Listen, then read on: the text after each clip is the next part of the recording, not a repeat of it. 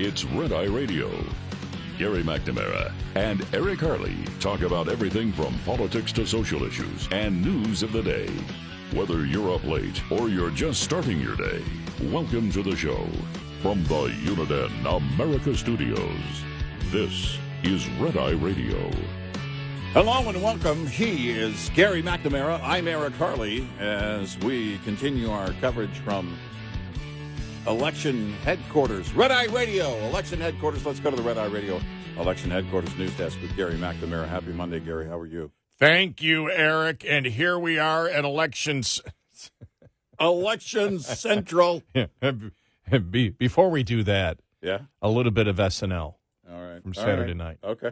And they did a recreation. This was the cold open of CNN and Dana Bash interviewing Gavin Newsom, Karine Jean-Pierre, Mayorkas, and pro basketball player Draymond Green, who all professed that Biden is an articulate dynamo behind closed doors. That's what we're hearing, right? Yeah. Thanks for Breitbart for getting this cut. But and I'm not playing the entire thing. I just want to, and so this is when she introduces Gavin Newsom. All right, okay, on SNL. Right. Here we go. All right. Great to be with you, Dana. I understand people care about the president's age, but what they should care about is his record. Look at what Joe Biden has done for America. He's created more jobs than any president in history. Inflation is down. The Shamrock Shake is back, and Beyonce has gone country. Thank you, Joe. Right, but can he make that case with the speed and sharpness that someone like you can? Dana, Joe can do it better. I was just with him, and behind closed doors, Joe is incredible. Yesterday, we had a big meeting about the border, and God, he had such command.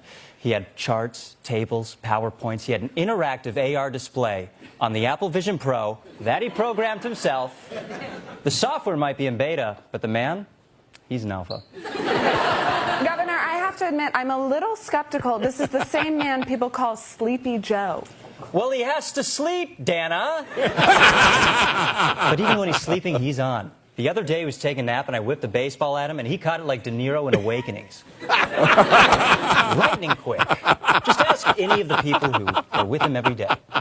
Very well. Let's go live to Washington with White House Press Secretary Karine Jean-Pierre. Hello, Dana. Pleasure to be with you to talk about the most vigorous man I've ever known, Joe Biden. Really? Absolutely. I was just with him. And behind closed doors, he's a whirlwind. I mean, Dana, look at his schedule.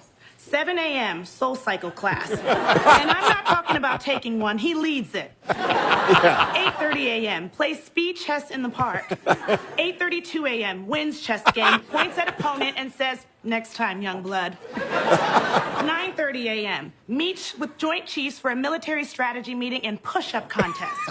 10:02 a.m. Wins contest, points at the head of the Joint Chiefs and says, "Next time, young blood." 10:03 to 11, train time. And that's all before a lunch where he eats 5 whole chickens and a raw potato.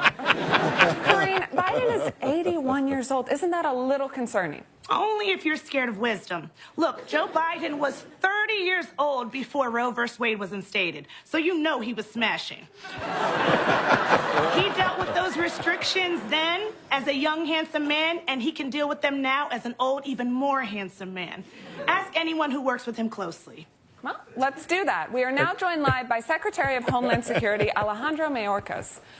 Thanks for having me, Dana. Man, I am exhausted. I was with Joe Biden for the past weekend, and phew, he wiped me out. Okay, so you feel he's up to the job? Dana, I was just with him, and behind closed doors, he's a dynamo. This weekend, we both went down to the border town of Brownsville, Texas, and Joe went into beast mode. He said, "We gotta tighten this border. Look how easy I can cross it." Then he parkoured up to the top of the border wall. He front flipped into the Rio Grande and came back up with a fish in his mouth. But you didn't report that because it doesn't fit your little narrative.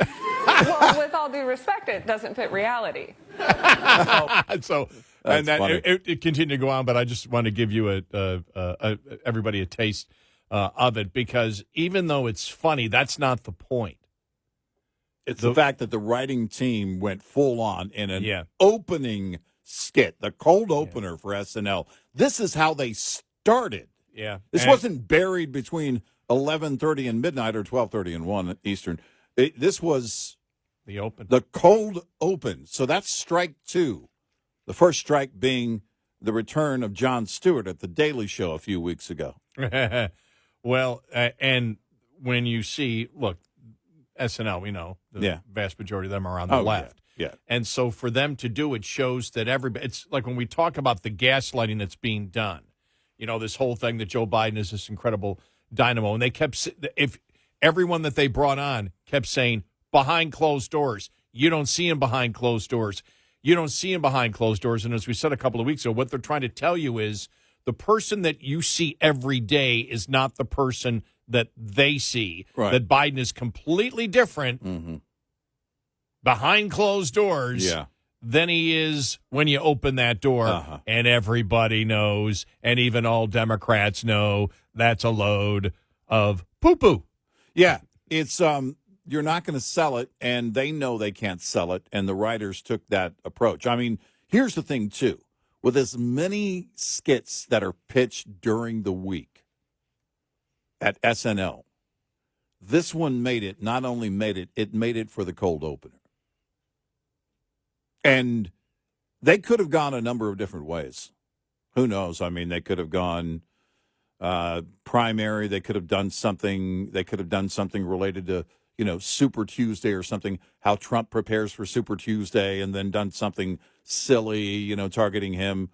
This tells you they cannot. They absolutely can't ignore this insane argument that all the surrogates for the president are trying to make. Did they do Fonnie Willis last week?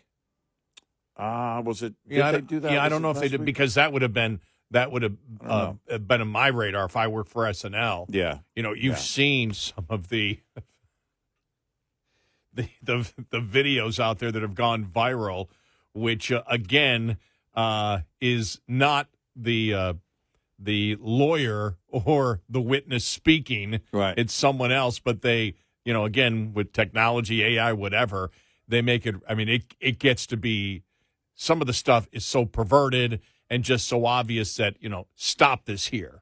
Yeah. Just stop. Right. I mean, just Right. stop it here. Right. But I mean, it's just, and so when you see this, it shows what we have said. When you gaslight, when you sit there and you go, what are you talking about? This guy's the most energetic person. Gaslighting is not only lying, but it's attempting to make the person who is very suspicious of what you're trying to sell them feel like an idiot. Right. Like, you don't know what's really going on. How could you possibly miss that what your eyes are seeing and your ears are hearing is not actually reality? Right. That it's the complete opposite of what you are observing. Nobody buys it, and neither do the people at SNL. Otherwise, they wouldn't have run it because it wouldn't have been funny. Exactly. Yep. That's what it comes down to, is that they were these items funny to the people in the room, and the answer was yes. There were things that didn't make it. From that skit that didn't make the air, that they took out. Man, I'd love to see what the dress rehearsal looked like. I'd love to see what didn't work, what worked, or what they thought was going too far, maybe. I'm assuming there had to have been a couple of items where they thought, oh, okay, we've crossed a threshold here. We'll get a call from the White House on this one. They may have gotten one anyway. I mean, it's indicative of them recognizing, and these are people on the far left, these writers at SNL, realizing the reality, the ridiculous nature of the White House surrogates and official surrogates and cabinet members and anybody out there saying, and Governor Newsom, trying to say that this president is full of energy when everyone knows that. It's the reason that they're asked that question in the first place. The basis for the question itself. And, it wasn't great that CBS on 60 Minutes had the former U.S. Border Patrol Chief Raul Ortiz. Yeah, we'll have that coming up. And what he talks, I think one of the most important points, and I went to high school with a guy, for those that don't know, but he's a friend. Yeah, all of us that are in this group text together, Raul was not on this group text, but all of us that were kind of discussing it on Sunday evening, I had slept pretty much most of the day on Sunday, got up for a little while on Sunday evening, had discussed it, and you know, these were critical points because we were curious about how CBS would shape that interview. But Raul is now retired, and one of the most important points, though, one of the most critical points of it, is the fact that the president, the current president and vice president, never felt it necessary to meet with Raul Ortiz, the chief of the U.S. Border, then chief of U.S. Border Patrol. That tells you where they are. That tells you how much they don't care about what's going on. Because I would think, even with their agenda, you would want to hear from the guy who knows the boots on the ground the best. The guy who's done that for 3 decades. Yeah, of course. Because you want to see what they're saying, or maybe find out what their sentiments are. I mean, I know you can read the many statements by the Border Patrol Union Chief, which are very clear and very scathing of this administration.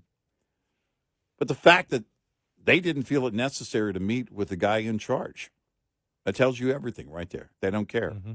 They don't care at all. We'll have that coming up. I mean, what a weekend it was. Every single poll, by the way, every single poll shows Trump in the lead. Yeah. There was a panic over the weekend on that one. Yeah. Yeah. And on the Fonnie Willis case, the judge has to disqualify her based on what he said the parameters were. He said, because people in the media just don't pay attention to what's going on. Right. It's like, is there enough to disqualify her? Have they proved without a doubt that the affair started? Doesn't matter. The judge said it earlier. The judge said if there's a perception of a conflict of interest. That's it. Not even a conflict of interest. If there's a perception of a conflict of interest, well, that case has been made. Oh, yeah, clearly. And I'm thinking to myself, does the media, even the people covering it, do they ever pay attention to what the judge said? A perception of, things that would be disqualifying, a perception of a conflict of interest. Right. Well, you've got that. Right. It was never, and they're saying, well, have they proved beyond a reasonable doubt? And if you do GPS, and the GPS, could the GPS be 100 feet away, so he actually wasn't in an apartment? He was in an apartment. It doesn't matter. That's perception is there. Not the standard that the court set, that the judge set. So, and then I was hearing stuff like, well, I think it was Dershowitz who was saying it, and he was right on it. He said there are people that have been convicted strictly on the pings and the GPS of their phone. Oh, yeah. We talked about He said that's been the only evidence out there. He goes, so in court cases, it's been accepted. Right. And as you said, and I'm not criticizing him for saying it because he was right to do it, but the fact is you don't even need to go that far because it's the perception of a conflict of interest that'll get a prosecutor kicked off. Yeah, but if you're not convinced this far, look at the evidence. The evidence itself is overwhelming, right. But based on the judge's own standard, that standard has been met clearly. Well, and if I'm a prosecutor and I have one of the assistant DAs prosecuting a case, and this comes up, I want them off the case. Oh, yeah. Why? Because if the judge allows Fonnie Willis to stay, she will. Can you imagine the appeals process for Trump? Oh, my gosh. On this one? Yeah. Yeah, it's a walk. Yeah. So we'll get to that. Look at this headline. James Biden confirms Joe Biden received funds originating from the Chinese firm. We've got so much to talk about coming up here on today's show. 866-90-RED-EYE. This report is brought to you by Shell Rotella. With advanced synthetic technology, is designed to help keep your rig running with more mileage and less maintenance. It's not always easy to spring back from the harsh days of winter to warmer months ahead. From de-icing chemicals to hidden debris underneath snow and ice, winter conditions can do serious damage to your truck. Here's a must-do maintenance check to help you minimize downtime and stay rolling. Inspect your brake hoses, linings, and slack adjusters for any wear and tear. Listen for any air leaks that may have resulted from moisture freezing up in the system. Check slack adjusters for proper stroke and lubrication. And check your brake linings or pads to ensure proper thickness. Coming up, more with Gary McNamara and Eric Harley. It's Red Eye Radio.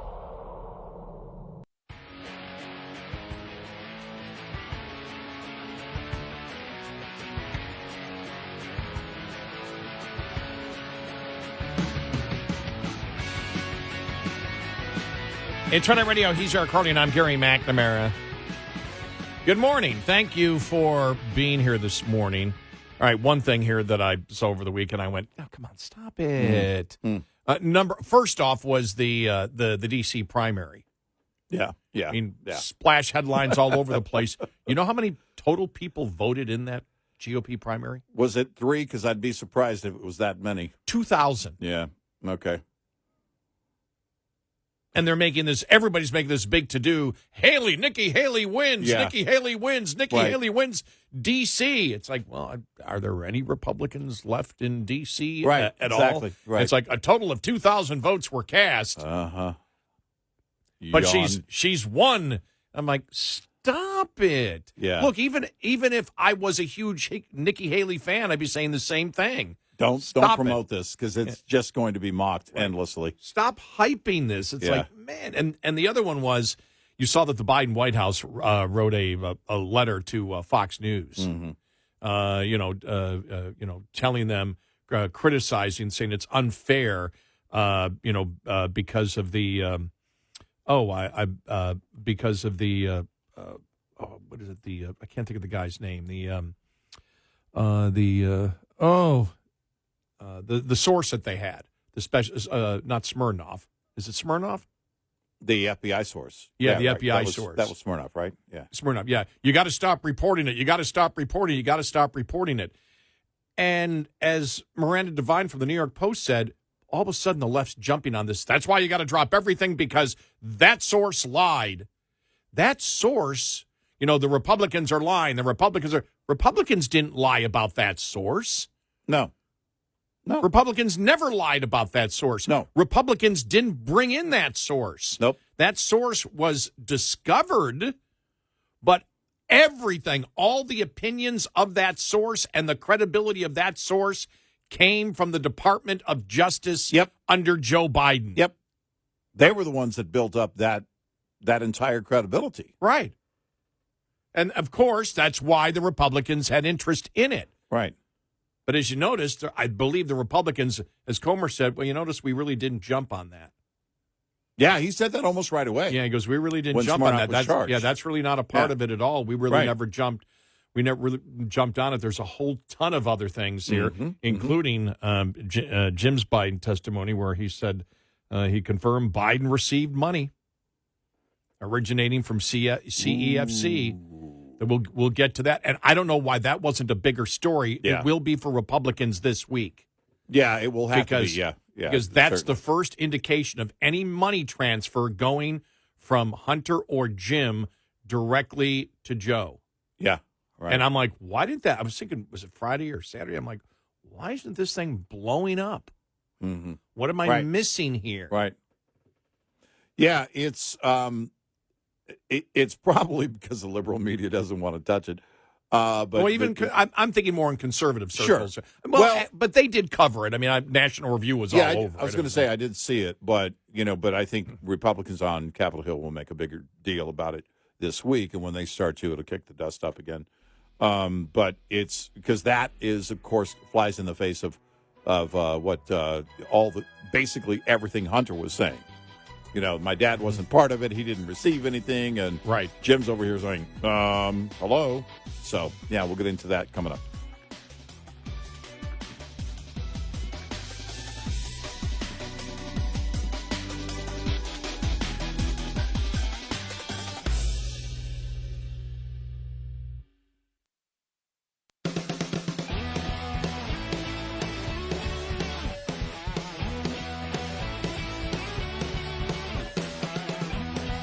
You're listening to Red Eye Radio from the Uniden America Studios.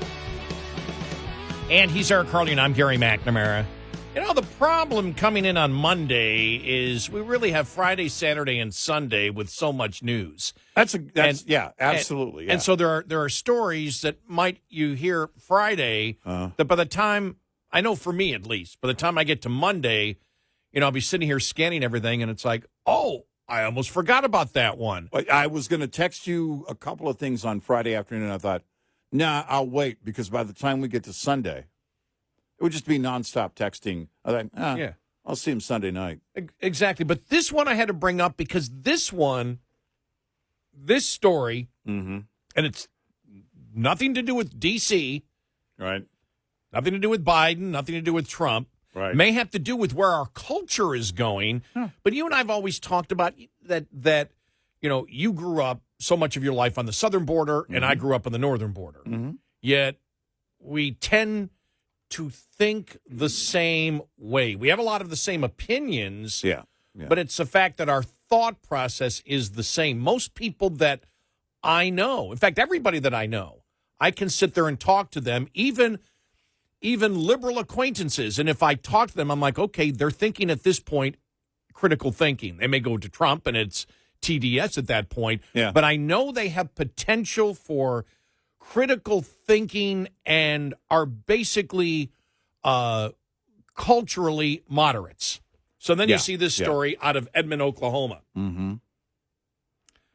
Officials are investigating after students were captured on video sucking and licking on each other's toes and also adult toes at a high school. The video footage caught the scene during a fundraiser at, I'm almost going to say, Rex Ryan High School. I don't know if anybody remembers it, but the former NFL coach Rex Ryan, when he was coach of the New York Jets, there was a video that came out from his wife that appeared to be about foot fetishes and toe sucking. And then he wouldn't address it at all, said this is all private. So that's why I bring it up. Video footage caught the scene during a fundraiser at Deer Creek High School that helps raise money for a local coffee shop whose workers have special needs. So it seems like it's a decent charity. You would think. It's a decent thing to give to.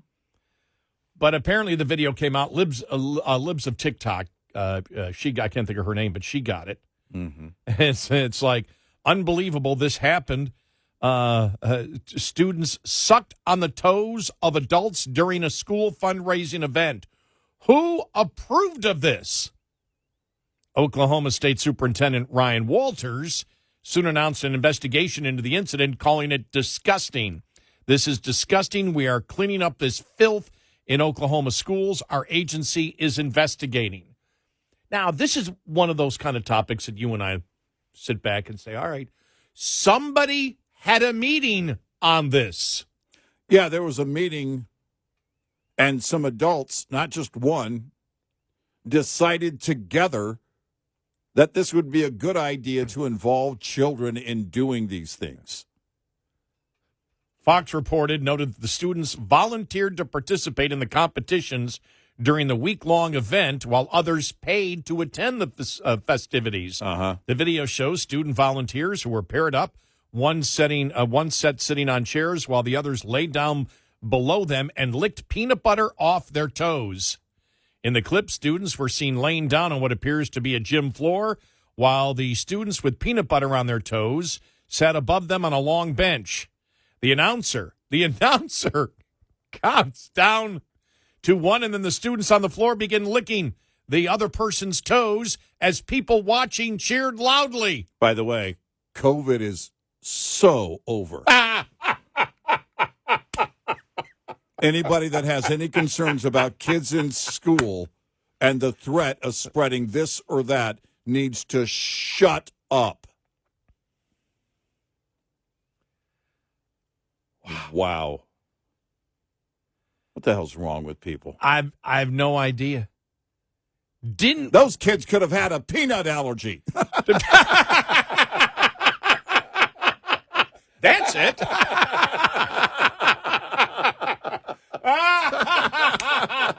Is there no regard for safety in our public schools? And oh my gosh! And I'm not. Now, was it gender specific? I don't know. I mean, because it's just. But you look at this here. I mean, it's just like you're telling me that not one parent knew about this and went, "What the hell is this?" Yeah, there wasn't one adult because either they were successful at keeping it from the parents, or you've got a group of people in Oklahoma where something is very wrong. Yes. What now? Now we know there's a lot of legal weed running around Oklahoma. There is. If you, in fact, quite ironically, if you stubbed your toe, you can get medical marijuana.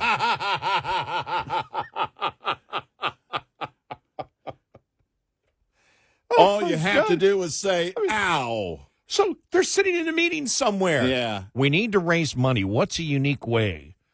All right. We've sold pizzas. Okay, we've done that before. There's candy we have sold before. Raffles, What could we possibly do? I mean, could we I have an idea, maybe a 5-mile run where students could get people to back them up in a 5-mile or run. 5K. Make it sound like it's actually 5 miles when it's not quite 5 miles. All right, make it shorter. Make it 5K. Right. And other people could be in the walkathon. Mm-hmm. No. But we're getting closer because you're talking about running, which deals with the foot.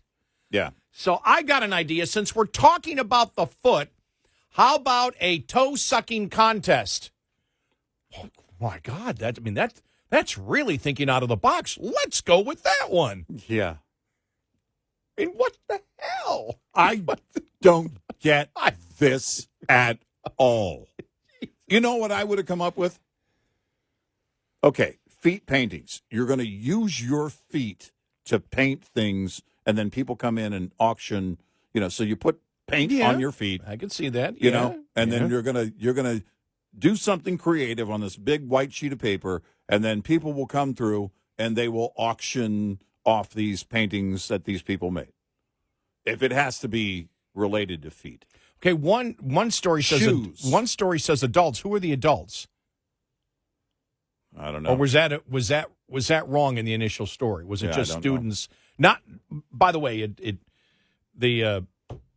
would still be bad. No matter what, it's still bad. Yeah. But they sat in a room. Yeah, no, this was the winner of all the other ideas, which I need to know what were all the other ideas. Were there worse ideas? What was marked through on that legal pad? Nope, we can't do that, but we can do this. What in the hell? And no self-awareness at all.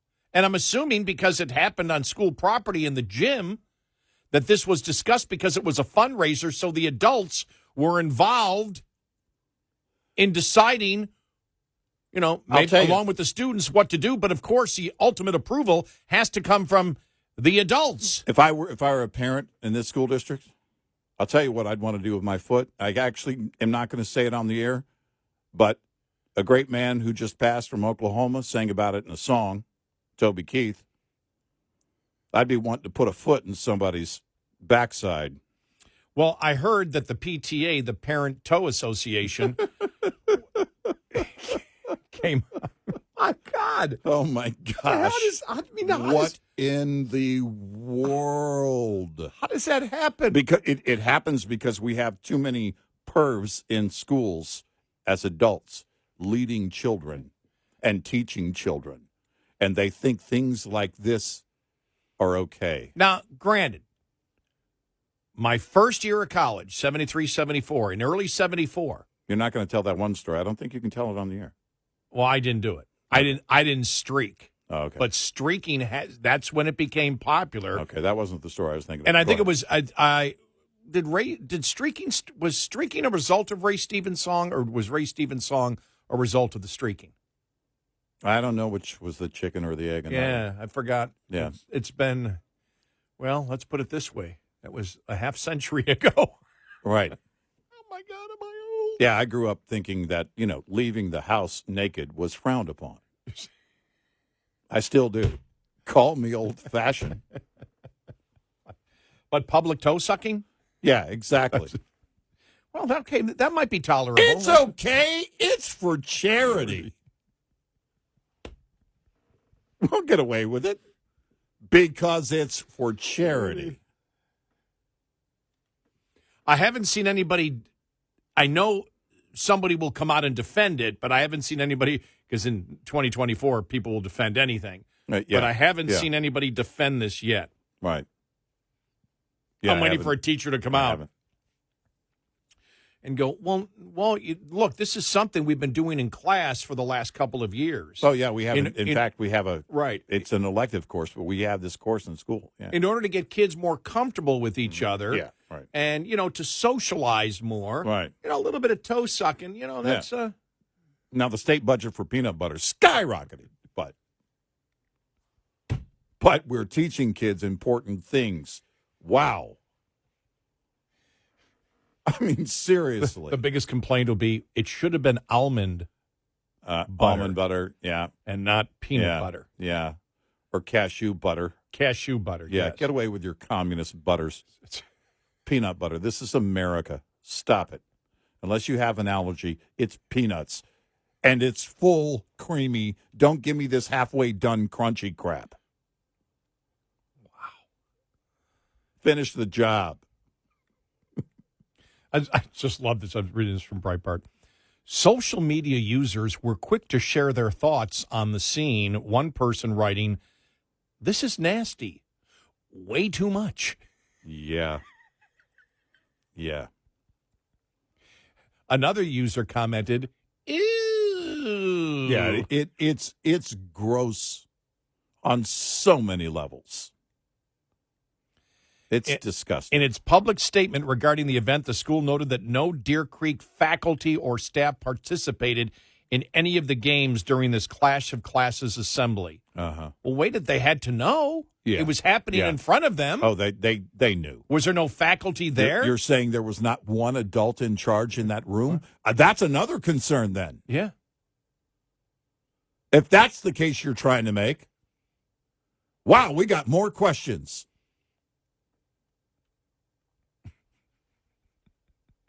Wow. For the love of Peter Pan, what is going on? Seriously. Oh man, oh man, oh man. I mean, some of the responses. Capital punishment for anyone remotely involved.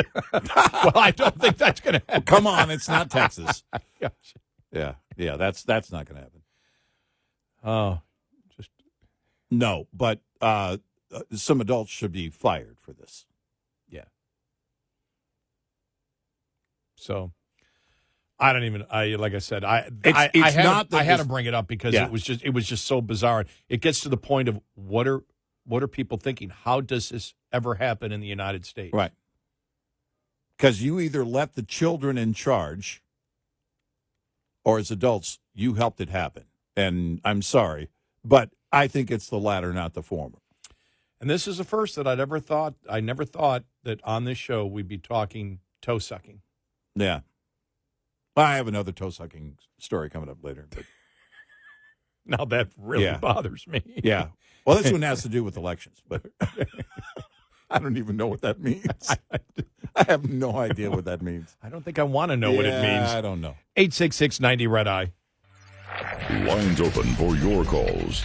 866-90-RED-I on Red Eye Radio.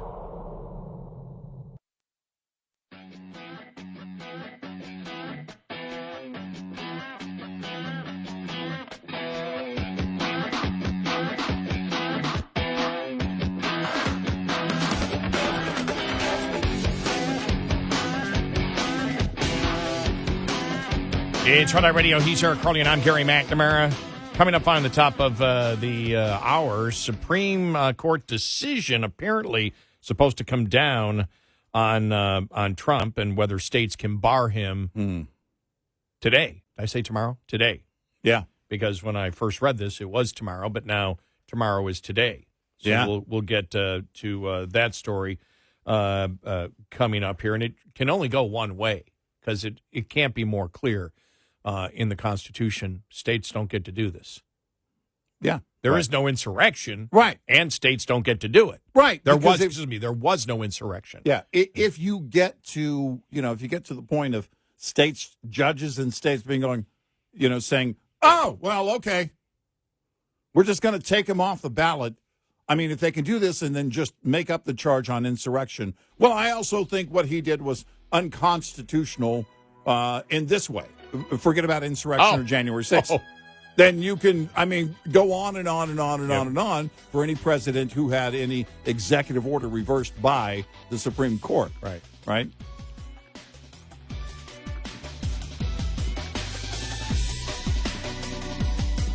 Top of the Hour News is brought to you by House Products. Visit houseproducts.com. This is Red Eye Radio on Westwood One.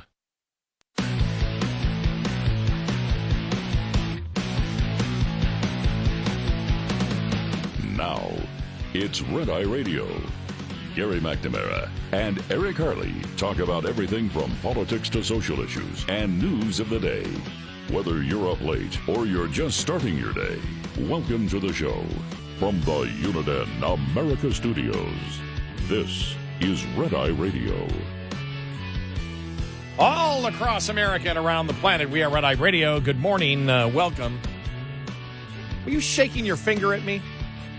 No. Or was that just telling me I'm on the air? I don't remember any fingers I going just anywhere. saw like something like that. And I did? Yeah. Oh.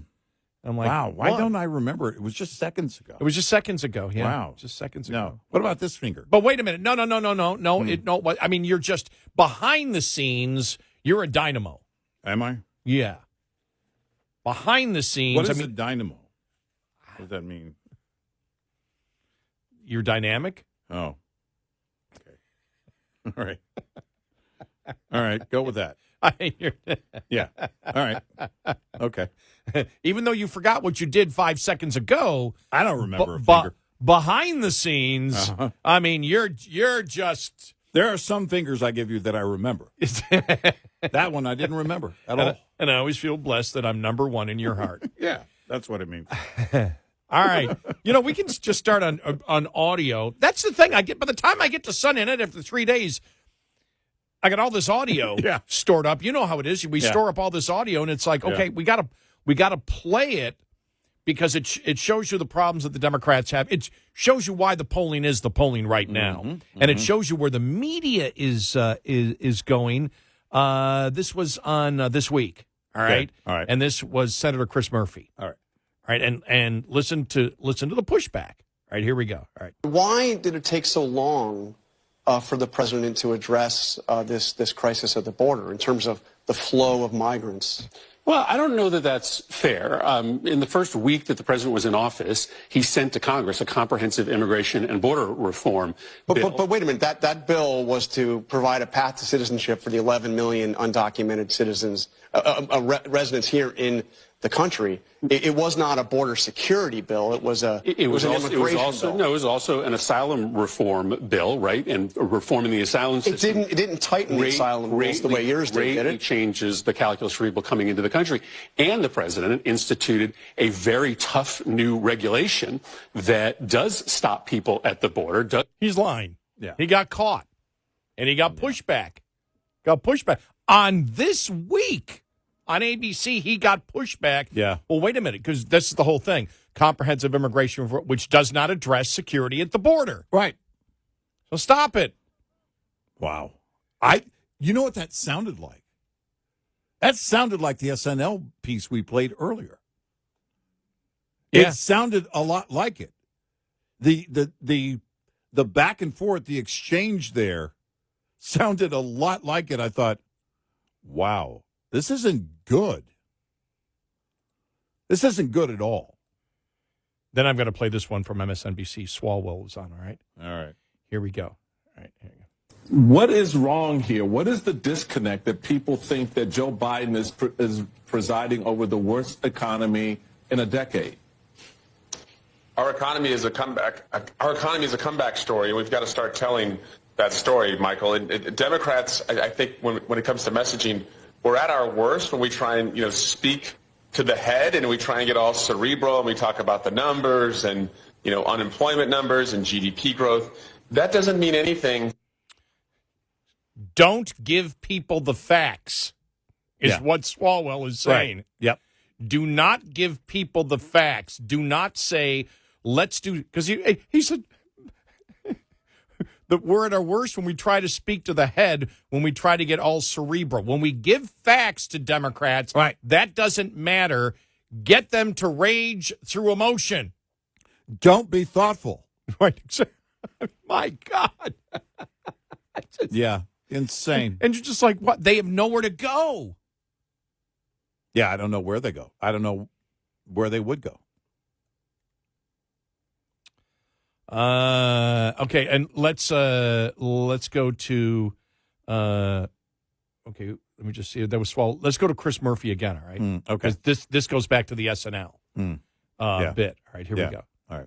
Listen, I think the president is an incredibly compelling figure, and I would hope that the White House will send him out all over the country to just be who he is, right? He comes across as Scranton Joe Biden when he is engaging with voters, and I hope he does more of that. I think he will. He's lying. The president's not an incredibly compelling figure. No, he's not. That's Chris Murphy. Scranton Joe. Yeah. He's Scranton Joe. Yeah. And then this was interesting. This is, I could just sit here for the next 4 hours and play audio cuts. This is Merrick Garland speaking at an Alabama church. All right. The right to vote is still under attack. And that is why the Justice Department is fighting back. That is why one of the first things I did when I came into office was to double the size of the voting section of the Civil Rights Division. That is why we are challenging efforts by states and jurisdictions to implement discriminatory, burdensome, and unnecessary restrictions on access to the ballot, including those related to mail-in voting, the use of drop boxes, and voter ID requirements. There you go. Yep. The vast majority, by the way, separation of church and state, right? That the Democrats always scream, except when it's in their church. Except. Sound like the church lady. Well, that was special. Well, isn't that special? But speaking in again, an Alabama church, it's a black church. And so trying to use the whole thing that voter ID is discriminatory. Now, we all know the polls show it's equal across the board. It's roughly 3/4. Doesn't matter whether you're black, white, right, Hispanic, right, gay, Democrat. It's way up there. People think voter ID is really a good idea, and there's Merrick Garland out there saying that voter ID is not a good thing, as Democrats say that they want elections that are fully above board. They're saying get rid of voter ID because it's discriminatory, yet that landslide numbers of blacks believe it is not. They believe it's a good idea. By the way, his job is to make sure that the laws are enforced. Yeah. And if the laws are passed by those states, your job as the Attorney General is to not work against them. Well, he's saying that they're discriminatory and therefore against federal law. Right. Yeah. Which they're not. No, they're not. But it just shows you, it's like they don't know where to go, so they're going back to the old stuff. Remember Warnock in Georgia? I don't even know anyone who was against voter ID. So, Warnock, right there. Yeah. The Attorney General of the United States. Yeah. I don't know if you've met Mr. Garland, but maybe you should. I don't even know anybody. This is the most vibrant president ever. I don't even know anybody against voter ID as a Democrat. Just expect the screaming to get louder. Yeah. And louder and louder. As the polls get worse and worse for Joe Biden. As the polls get worse and worse and worse, their desperation will get greater and greater and greater. What surprises me about the polls, because now every poll out there shows that Biden's losing. Yeah. Right. And I didn't think it would happen this early. I didn't see it happening this early. I didn't see the polls. I didn't know if I like saw it happening before conventions. Yeah. actually. I thought that, like normally what we saw with Hillary and Trump back in 2016 would have been more of what we would have seen, where you see the movement as the Hillary campaign did about 3 weeks before. And that's why I remember she had the whole, fireworks and everything set in New up, York and all they that canceled was them a few days before. That was all based on their internal polling showing that they weren't going to win. Yeah, Bill wouldn't let her cancel the cake, but the fireworks they canceled. Well, yeah, that's just because there was the stripper in the cake. Exactly. The I was teeing it up, saying, "Man, he's got to swing at this one. He's got to swing at this one." And you did.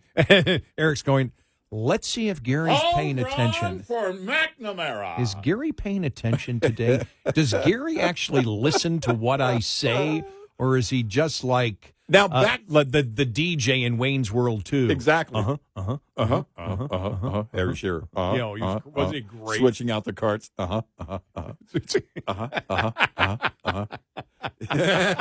love that. See, because back when it was Fat Bill, the cake thing would have stood on its own, just cake. No. But that's not the case. Skinny Bill doesn't eat cake. Well, it shows we were paying attention to the timeline during the Clinton presidency. Exactly. We don't want to be accused of not paying attention. Right. Exactly. But and so when I saw the and you could, the media was talking about every single poll, and then the Fox News poll came out, and then the New York Times poll last week, and it's just like, whoa. And a couple of articles written, the Democrats are panicking now because if Biden, if the polls aren't there and lawfare isn't there for them. Mm-hmm. And by the way, just people wonder what lawfare is. Warfare, lawfare. Yeah. You pervert the law in order to destroy your political opposition, or you use a perverted observation of the law. Yeah, right. And you're seeing it with, the whole thing that Trump, these states trying to get Trump not to run. Right. None of it's based on the way the law is written. You can look at the law and go, well, that's not the law. No. State, there was no insurrection. Right. He's not charged with insurrection. Right. Not been convicted of insurrection. Nope. The No judge is charges at all basically on convicting him and sentencing him as such at the same time. Right. And even if it was, the states have no role in it. Right. And this was so Except the crystal Congress. clear, which shows you, again, because we hear this entire thing. And, you look at the different polls. I was looking at the polling where the top 4 or 5 issues, which people care about, it's all Trump. When it comes to, who's for democracy more, Biden leads. Well, it's ridiculous. Right. When you look at the Democrats and what they're doing right now, they don't care about a damn democracy. Nope. Not even close.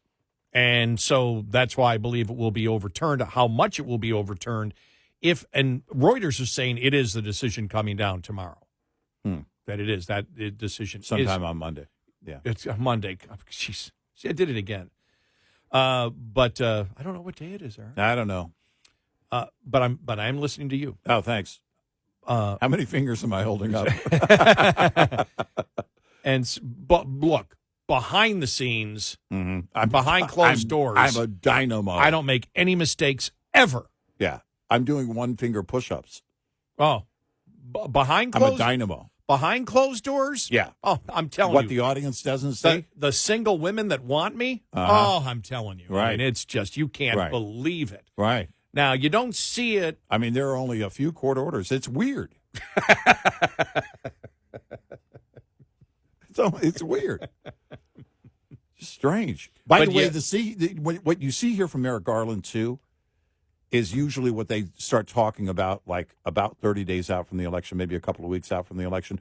We're going to be watching the polls closely to make sure people's rights are, when they feel like their side isn't going to win, when they see the polls. We're going to have eyes on all polling places. We're going to make sure that Americans aren't. Yeah. If they're doing that at the beginning of March, it's bad. But they walk into a black church and they just think automatically that every issue, because it's always been that way, that every issue they're in agreement with. For Garland to bring up voter ID, if he would have just been generic on it, it might have been better. But when he brings up voter ID as one of the most discriminatory policies, the polling I've seen shows it's even. Doesn't matter whether you're doesn't matter the demographic. People look at it and go, well, no, that keeps an election safe if you've got some form of a voter ID that proves who you are. I mean, that's just logical. If you don't want fraud, the first thing you need to do is make sure you identify who the person is voting on Election Day or voting whenever they vote. Exactly. Or however they vote, knowing that it's that person. The reason that we're against mail-in ballots. Some of the polling out there, what was it? It was like 20% of people have somebody else fill out their write-in ballot, the polls show. You can't have that in an election. Nope. That's the problem with it. Yep. And so, but voter ID, the voter ID, the polling on that just destroys the narrative that Garland is trying to make. And so do the results of the elections that take place after voter ID is implemented. You look at it, because what they were trying to say early on, and still are to some, to a large extent, that it keeps people from voting. And then you see turnout is actually greater. Yeah. And that was years ago we started covering that. And then you see the polls and the sentiment, the public sentiment in support of it. I mean, Senator Warnock doesn't even know anybody that's against voter ID. I don't know where Merrick Garland gets off talking to anybody in a church. As if that was something anywhere. Republicans just made up. Yeah. I've never even heard of it. Yeah. Republicans are saying Democrats are against voter ID. What are they? I don't know anybody that's against. Then Merrick Garland comes out and says voter ID is discriminatory, and these are the kind of things that we want to stop. Yeah. Well, there you go, right there. Right. Yeah, it's but this shows you the desperation if they're starting this far out. But we've been talking about it. The judge is taking them off the ballots. All of these things they're throwing at the wall. The cases, of course. Yes. I mean, those are obvious. But all of these items, where they are out in full force. This is the Attorney General of the United States. Months out. What are we, 8 months out? Mm-hmm. Oh, man. They know. They're not seeing just the polls we're seeing. They're seeing internals. Yeah, there was a real sense of panic that hit from Democrats this weekend. I think so. 866-90 Red Eye. Brought to you by FPPF, Fuel Power Max. Owner-operators with authority generally have two options when it comes to sourcing freight. Brokers on the spot market or directly from the source, the shipper. As any trucker with relatively recent experience with spot freight knows, the highs of working the load boards can be really high. On the other side of that coin, however, when the market flips in favor of shippers, it can be tough to keep your business afloat working with brokers. The smallest carriers with direct customers, however, can hang on through tough times or even prosper, as long as demand for their customers' product remains at least somewhat stable. Owner-operators in it for the long haul make direct business with customers a principal goal. Owner-Operator Business 101 is provided by Overdrive's Partners in Business program. Go to overdriveonline.com to the Partners in Business section of the website for more detail on this and many other topics. Brought to you by Shell Rotella. With advanced synthetic technology is designed to help keep your rig running with more mileage and less maintenance. Get in touch with Red Eye Radio, toll free at 866-90 Red Eye.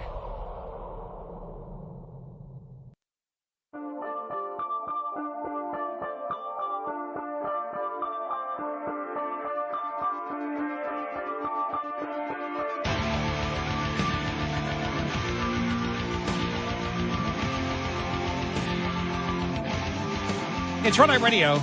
I'm Gary McNamara. He's Eric Harley. Here it is. Here's the story. U.S. Supreme Court to issue ruling on the Trump ballot case. The U.S. Supreme Court plans to issue at least one ruling on Monday, the day before Colorado holds its presidential primary election, in which a lower court kicked Republican frontrunner Donald Trump off the ballot. But look at this here. This is Reuters. For taking part in an insurrection during the January 6, 2021 Capitol attack. That's a lie from Reuters. Yep. Right there. Yep.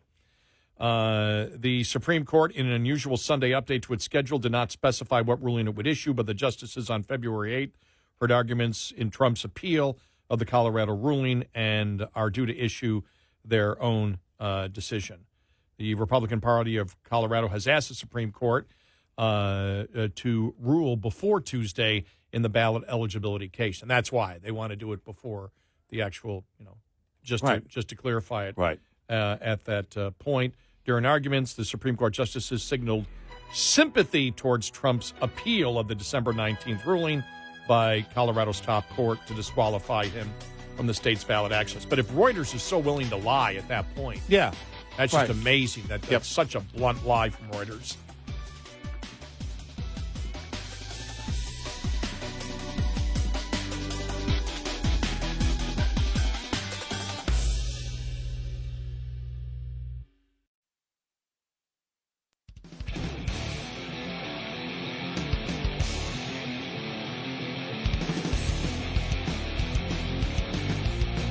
Soon they'll be going into a deep dive. Make time. Red Eye Radio. And he is Eric Harley, and I'm Gary McNamara. Good morning. Download our Red Eye Radio app today. Listen when and where you want if you can't listen live overnight on one of our great radio stations. All right. This is the former Border Patrol Chief, Raul Ortiz, on 60 Minutes. All right. I've never had one conversation with the president or the vice president for that matter. And so I was the chief of the Border Patrol. I commanded 21,000 people. That's a problem. I just saw 50 people today who had just crossed the border illegally. So something's not working. We need to make sure that Central America, South America, Mexico, that those regions understand that if you pay a smuggler and you cross in between the ports of entry and you do not have a legitimate claim to some sort of asylum benefit, you're going to be sent back. Do you believe that the White House has sent mixed messages to migrants? Yeah, most definitely. There you go. Yeah, those are the problems that we all can see, even without the former chief, stating them. They're very clear. This administration, though, doesn't care. It's why they had really no desire to even meet with Raul Ortiz when he was chief. You wouldn't want to bring him to the White House. Keep in mind, the vice president was assigned the border by President Biden. That was her task. That's her thing. So not even the vice president reaching out saying, hey, we'd love just to sit down, come over and let's have a chat. Nothing. Because they don't care. They really don't care. There is no desire to control the border. Biden has the power. He knows he has the power. He used the power to implement the policy that's got us here. And he knows in order to change that, he's got to counter what he did and admit he was wrong for doing it. And there's no way. It's like pulling teeth. I'm sure there are people right now close to him saying, it's your only play is to admit you were wrong, and they won't get him to do it. Well, and I think that's done now. I mean, after they floated the trial balloon of Trump putting through an executive order. Remember that? Yeah. Trump to put through an executive order, and then they were going to market it as, and who knows, he still may do it in the State of the Union. Right. But if it was like that, I don't think he will, because all signs show they backed off on that completely. Mm-hmm. But and this was all the mainstream media. Yeah. They were the ones that came out with it. Right. We went through all the mainstream media that came out and said, okay, what we get, sources, 2 U.S. officials tell us, it was 2 U.S. officials tell us that the president is thinking of floating a trial balloon, that he would put forth an executive order that would close down the border and then say, see, I've done something about it, and the Republicans haven't. Right. And it was like, really? Right. You're going to do that? Yeah. And it looks like they backed off on that. Mm-hmm. And it's just amazing. Well, we live in very interesting times. Look, You know, it's like we said with Mayorkas. Okay, just imagine they got through the impeachment and removed him from office. Well, it doesn't matter. Whoever is in that seat under Biden is going to be the same, if not worse. And I mean, I don't know how it can possibly get worse. But then again, I'm not as creative in their mission statement. You can see that Republicans are getting ready to hit Biden. This was going viral over the weekend on social media, and the RNC then even posted it, and it was Biden when he was running. Just because you play this over and over again, you know, as you get closer, then people are absolutely clear. Let us refresh your memory as to how this all happened. Here we go. I would, in fact, make sure that we immediately surge to the border. All those people are seeking asylum. They deserve to be heard. That's who we are. We're a nation that says if you want to flee and you're fleeing oppression, you should come. There you go. Yep. That doesn't sound like border security. Well, no. Because it's not. What does it sound like? It sounds like Joe Biden in 2020 when he was running then. We want you to come. Inviting them. Well, that was all over did again. I say 2016? Or did you? Okay, I don't know if you did or not. That was 2020. Okay, well then that's it. You're inviting them. Yeah. Very clear. Very clear. It's the invitation. You should be here. And by the way, nothing has changed since then. Nothing, not a thing has changed. And then the RNC also making sure that people saw this over the weekend. So when they say, no, the Biden did nothing. This is all Republicans. He didn't reverse anything. This goes back to, and this is the beauty about when people say it in their own words. Right. I would combine that to Mayorkas saying this on MSNBC. What Trump-era immigration policies have been banned, ended, reversed, and if any investigations are underway by you? So we have rescinded so many Trump immigration policies, it would take so much time to list them. Yeah.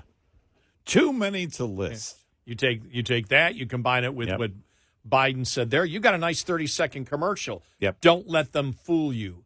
Right. They wanted the chaos at the border. Yep. They wanted illegal immigrants into the country. And then you Boom. pair it with the executive orders, that were basically they were referring to here in that last cut. Here are the executive orders that started all of this. Well, you don't have officially. time in a 30-second spot to do that. I'm Exactly. talking about just a 30-second spot. But you can. But overall, yes, Well, you explain hell yeah, that. you have time. You make the time. Make it a 60-second ad. Well, no, but I'm talking about in a 30-second spot just to be effective. They were lying to you. You do. Well, but you do. there's- Yeah, you but do. there's the thing. You do explain it. You It can do does take time You can in do it. order to get the message across. Right. Because the reality is, well, we undid so much from Trump. It's not what you undid from Trump. It's all the things you did to get us here now. Right. Again, and all of those, we agree. all of those are Yeah. worthy of time. We agree.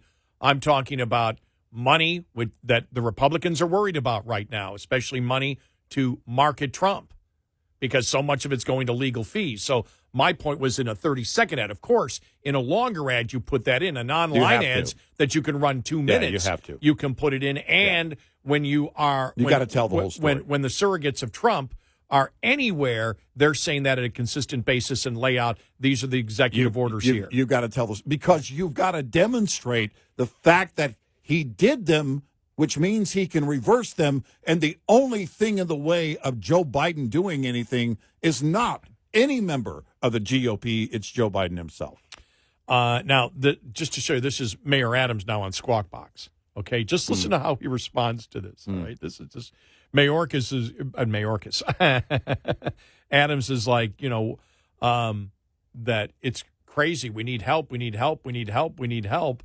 And then he's asked, are you urging him to undo these, the orders? Here we go. All right, this was on Squawk Box on CNBC. President Biden basically sounded like something from the Statue of Liberty. Bring us your tired message. This is why we're here. If you want to come here for a better life, come here. We want you to come. Then he rescinded, 90 executive orders at that time. I mean, it's clear where the 7.2 million, I think we can at least ascribe some cause and effect to those comments and getting rid of all the executive orders.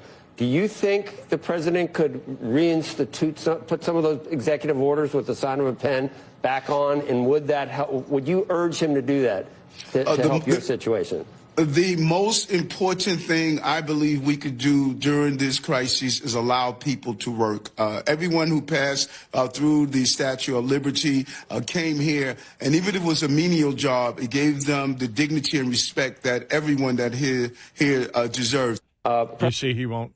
Mm-hmm. He wouldn't answer the question. Right. He's simply saying he's trying to make the comparison that what's happening now is the same as legal immigration to the country. So even Adams, who is saying this has to stop, will not tell the truth to the American public or the citizens of New York City. Right. Right. They just can't. They can't do it. Well, and you know, the bad thing, or the I guess the good thing is that the people of New York City, the people of America can see it. The left is seeing now just denying everything in the face of everything being reality. It's no longer in the abstract. You know, one of the things about playing that cold opener from SNL is the fact that they see it, the liberals see it. They know what's going on with the left in this administration and everything else. Look, the left is losing it. It isn't just the Joe Biden administration. Mayor Adams, all the Democrats, all the blue cities here, this is what you built. This is what you wanted. And when you try and lie about it and, you know, just deny things that are reality, the people of your city, the people of America see the reality every day. They're dealing with it. One of the problems that they have is, you know, again, you saw it when they blamed what was going on in Chicago and New York on Governor Abbott. It's like, well, no, Governor Abbott isn't in control of the border. The president is. If the president didn't allow this to happen, it wouldn't have happened. How did we get to this place? And they're losing that argument because they're at the same time that we know everybody floated what came out from the Biden administration that Biden is thinking of putting in an executive order that would stop the illegal, stop what's going on at the border, stop people from crossing, and then he's going to use that against Republicans to say, see, I did something and you're not. And you and I went, are you kidding me? Because already people realize that Biden was responsible for this. We knew this back even in 2021. Remember, we got to the spring, early spring, when illegal immigration even started coming faster, and they kept saying, well, it's because of Trump, it's because of Trump, it's because of Trump. The polls show nobody believed them. They've never believed them on it. They're still trying to sell it, just like on inflation. You know, they're hoping that people won't do their homework. As we've said, Democrat politicians believe, Swalwell said it, that the people that vote for them are idiots. Yeah. Right. And he was saying that, look, we can't get cerebral with the people. We can't, you know, we're trying to be logical and giving them the facts and figures, and we can't do that. Yeah, we have to appease their emotion, keep facts out of it. And right here, most Americans think, new CBS YouGov poll, most Americans think Joe Biden's policies will cause prices to rise. Yeah. Right. So Americans know where inflation is coming from. Yep. Less than a fifth, less than 20% think his policies will bring prices down. Right. Can't win. Nope, you can't win. They're not going to win because reality is telling the story on every front. As we've stated before, the biggest opposition, because Republicans screw up all the time and, you know, do not message correctly the majority of the time. Yeah, right. Even when it's easy, which has ticked us off over the years. But the Republicans aren't the biggest force right now against Democrats. It's reality. Right. Democrats now cannot defeat reality. They told you if we did all these policies, this is what would happen. Yep. And it didn't happen. Right. And it's not going to happen. What did I see? Was it CNBC? CNBC, I got to go. It just popped into my head. CNBC said, I think it was CNBC, the headline I saw, that every 100 days, the debt grows by $1 trillion. I got to go check that story out. That just popped into my head right now. Yeah. I realized I saw that over the weekend because I even questioned that. I went, what are you talking about? Yeah. It was every 100 days, and you'd have a $3 or $4 trillion deficit this year, or debt or deficit, which adds to the debt. And I don't see anybody projecting that. Yeah, I didn't see that. Yeah, so I'm going to go back and check that one on CNBC. I saw it over the weekend, and I just went, that doesn't sound right. 866-90 Red Eye. We'll be right back with more Red Eye Radio with Eric Harley and Gary McNamara.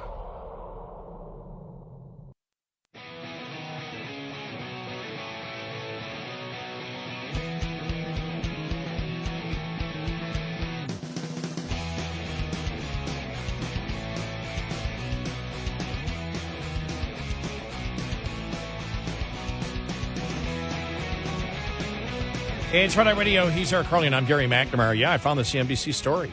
It says that's what we're on right now. Every 100 days, $1 trillion in new debt. It's $3.5 trillion a year then? Yeah. Well, I'll get to that coming up because I don't know why that hasn't, that hasn't extrapolated out to last year's, debt increase. Right. So we'll take a look at that coming up here in just a little bit. And when we talk about the debt, the Senate had a hearing last week on Social Security and all government spending, trying to put it into perspective as to what's going on. So that and more all on the way.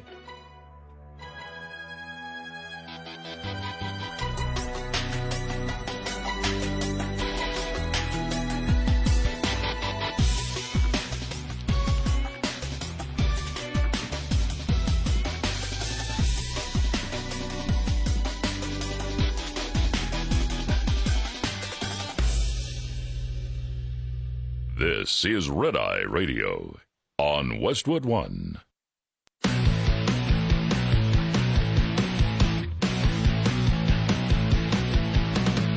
Now, it's Red Eye Radio. Gary McNamara and Eric Harley talk about everything from politics to social issues and news of the day. Whether you're up late or you're just starting your day, welcome to the show. From the Uniden America Studios, this is Red Eye Radio. All across the USA and around the planet, we are Red Eye Radio. Hi, he's Eric Harley, and I'm Gary McNamara. Hello. I was right when I saw the headline. It just popped into my head when we were talking about something else before. But the U.S. national debt, CNBC Michelle Fox from Friday, the U.S. national debt is rising by $1 trillion about every 100 days. The debt load of the U.S. is growing at a quicker clip in recent months. Now, this is just recently this happened, increasing about $100 trillion nearly every 100 days. The nation's debt permanently crossed over to $34 trillion on January 4th after briefly crossing the mark on December 29th.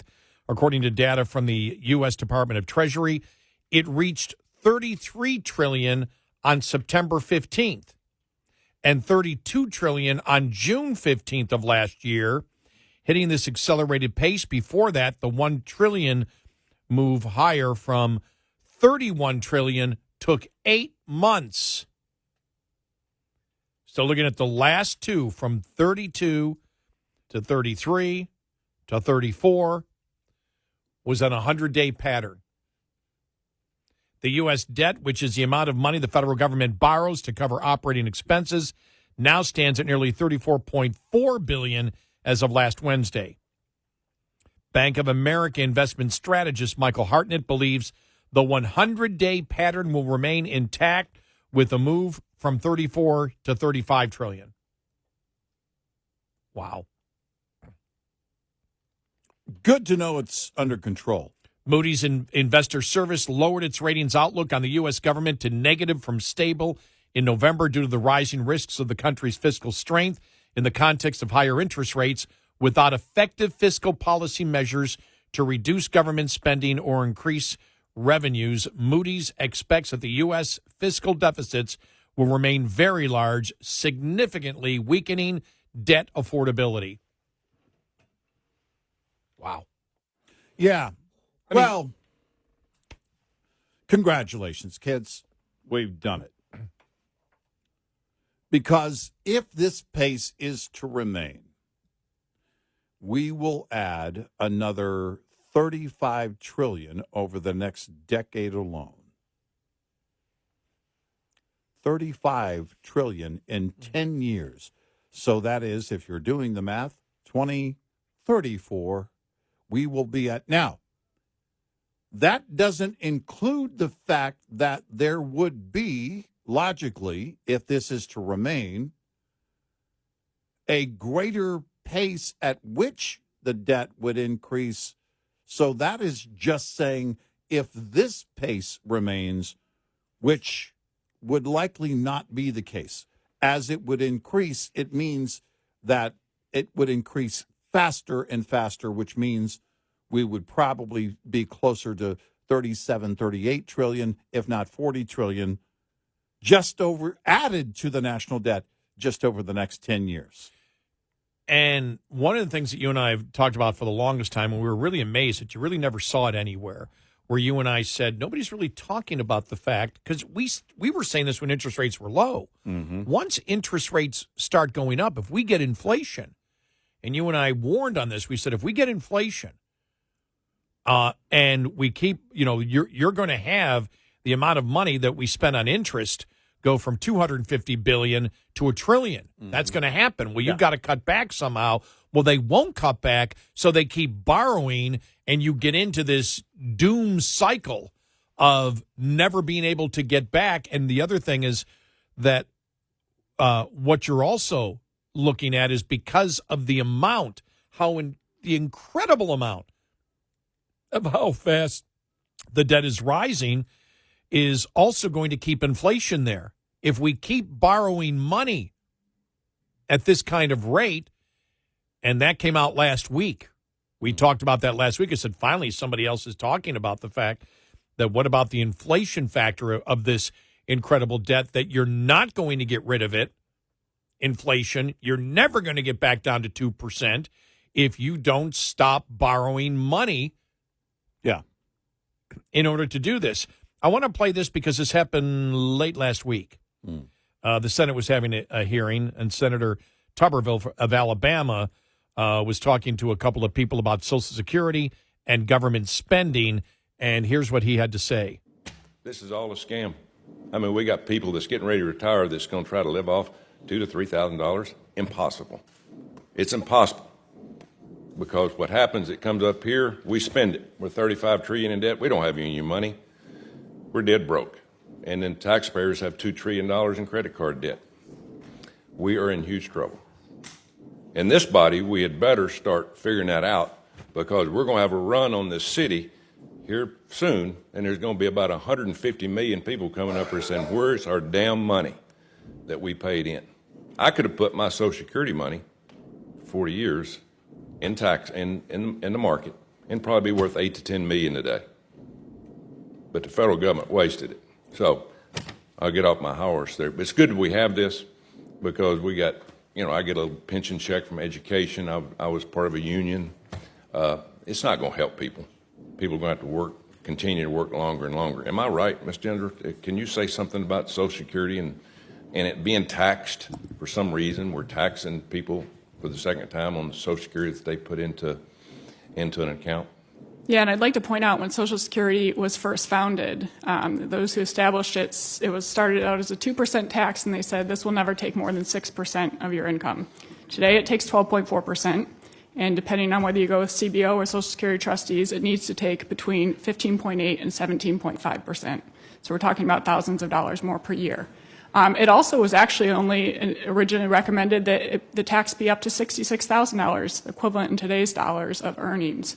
But over time, it has expanded massively, and the money has been spent every year. So whereas everybody thinks this money's been set aside for me, no, for the past 13 years, every dollar that has gone out of workers' paychecks has gone immediately to pay promised benefits. And that's what happens when you have a system that enables those in charge of it to spend the money in the immediate term and leave the buck to the next generation that's coming along. And because Social Security has grown so much, it's actually to the detriment of lower income workers in particular, who have to pay such a large share of their paycheck to Social Security. They have little left to save for retirement. And then lower income and African American workers have the lowest life expectancies. So they are the most likely to get nothing back in return. There you go. Everything's fine. Well, look, it's something that I know the one of the first things I dealt with when I was a radio talk show host back in '89 was the debt and the problems. And for years, I'm sorry, but even Republicans said, you're making too much of a big deal out of it. We got this as recently as, a year and a half ago? Our callers stating you guys are just making too much of the debt. Now that inflation's hit, nobody's saying that. No, they're not. Well, we weren't BSing you on it. We were telling you the truth. Why? Numbers don't lie. And accounting numbers don't lie. And the Fed hasn't been serious about inflation. So inflation is still way too strong because the Fed didn't get on top of it. It's not going away, and we have higher interest rates. By the way, all of that talk about the Fed lowering interest rates, that kind of went away, didn't it? Yeah. I haven't seen that in a few weeks. Well, you and I asked the question, why are they jumping on this? Why would you? Because why would you jump on it? They always want to promote there's just some kind of optimism that Well, exists that's out it. And they would love to, this administration, and Jerome Powell would love to help this administration gain something on the economy. But the fact of the matter is, go ahead. Lower it in big chunks. What do you think's going to do? That's going to do? That's going to make sure that inflation is going to skyrocket once again. There's no way around that. So we either stay in the situation right now where prices are still going up, families are still underwater, and borrowing money, any money, is a lot more expensive, or we go into this another delusional state where, okay, borrowing money is cheap, but my gosh, how much do you need to borrow just to buy some eggs? And by the way, as she said, you're going to have major differences. That basically what she's saying is, she was saying after, how do you save this? Well, you can't be paying those at the upper level what you're paying them right now. You've got to cut back, give more to the poor. And so the system completely changed at that particular point. But she's just talking about this is how you, if you're going to save it. Right. Because now it's not like, okay, we can continue the program the way that it was meant to be because that's long gone. Yeah, that's over. But, but the fact is the people that put in, because if you put in more, you got more. She said eventually that's going to have to change. Which most of us believed it would have to change. That's where they would start. Right, and that's why when both sides say we're not going to touch Social Security, yes, you are. Yeah, you are. When Trump said it, yes, you may not be in office when they do it, but it's going to be touched. Right. When Trump said we're not going to touch anything, stop it. Yeah. Stop BSing the people. The Democrats already BS and lie enough about it. Republicans shouldn't be doing it. You're going to have to change Social Security and Medicaid. End of story. And if you believe you can do it by cutting wasteful spending and foreign aid, you have no idea what the real problem is. You have no idea what the numbers are if you're saying that. And by the way, majorities of both parties believe that bull. Yep. Well, they're hoping to, hit the sunset, hit the trail before they have to be held accountable for it. Yeah, they're all out of office by that time. Yep. The most immoral, evil thing we do as a nation, and we've stated this for the longest time, and boy, when I used to say this, I used to get flack back, even from Republicans. Stop exaggerating the problem. Nobody's saying that these days, are they? No. Because why? Inflation is a direct result of this reckless spending. No, the high earners are now going to be hit, and it's going to be, okay, sorry, you don't get to do that, and we're going to start being selective about who gets what when.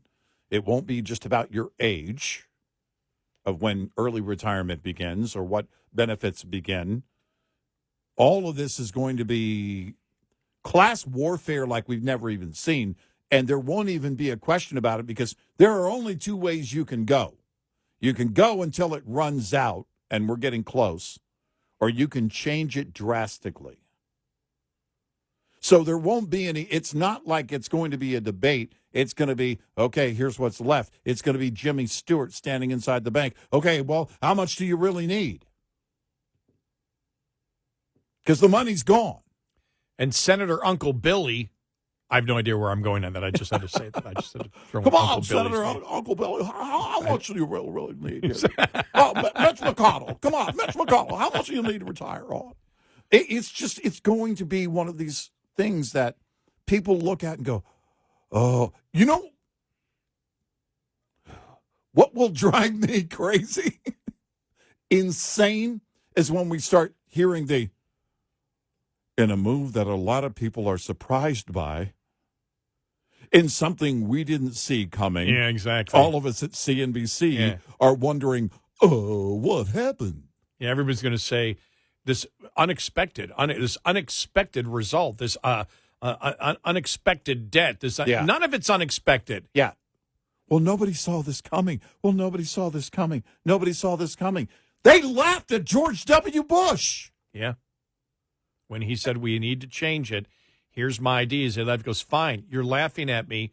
If you've got a better idea, bring it to the table. And the Democrats said, we're bringing nothing to the table. Nothing changes at all. Social Security and Medicare remain. Did I say Medicaid? Medicare remain the same. I think, I mean, a couple minutes ago, I think I said right, Medicaid. Yeah, you did say Medicaid. Yeah, okay. Medicare. Yeah. Social Security and Medicare have to change. Right. Right. Well, heck, in some manner. Well, even some Medicaid might change depending on how much federal money is going into Medicaid. I mean, the federal money going into Medicaid might have to change too. Well, that actually it's changing all the time. Yeah, that's true. You think about it for Medicare, it's changing all the time. Right. So there's no way to get there fully intact. And that's why when you hear Medicare for all, they can't do some Medicare for some right now. We can't do some Medicare for some for people that have put in their entire lives and reach the age of 65. Right. We can't even do that. Can't do that. And so we get into this delusional stuff. But that's, again, same with the whole reparations thing in California. Let's be delusional and throw out figures that aren't financially or fiscally ever possible. Mm-hmm. And then I'm a better person than you because I have a delusional mind. Right. And a delusional mind must be a more moral mind. Right. And they'll continue the rationing of Medicare. Well, we're just not going to pay that like Obama. No, we just decided not to pay the doctors. We didn't cut Medicare. How dare you? We just stopped paying the doctors. I'm sorry. Did you just say that out loud? 866-90-RED-EYE. Coming up, more with Gary McNamara and Eric Harley. It's Red Eye Radio. Progressive Commercial Insurance protects truck owners with specialized coverages for heavy trucks. Get a quote in as little as 5 minutes at progressivecommercial.com.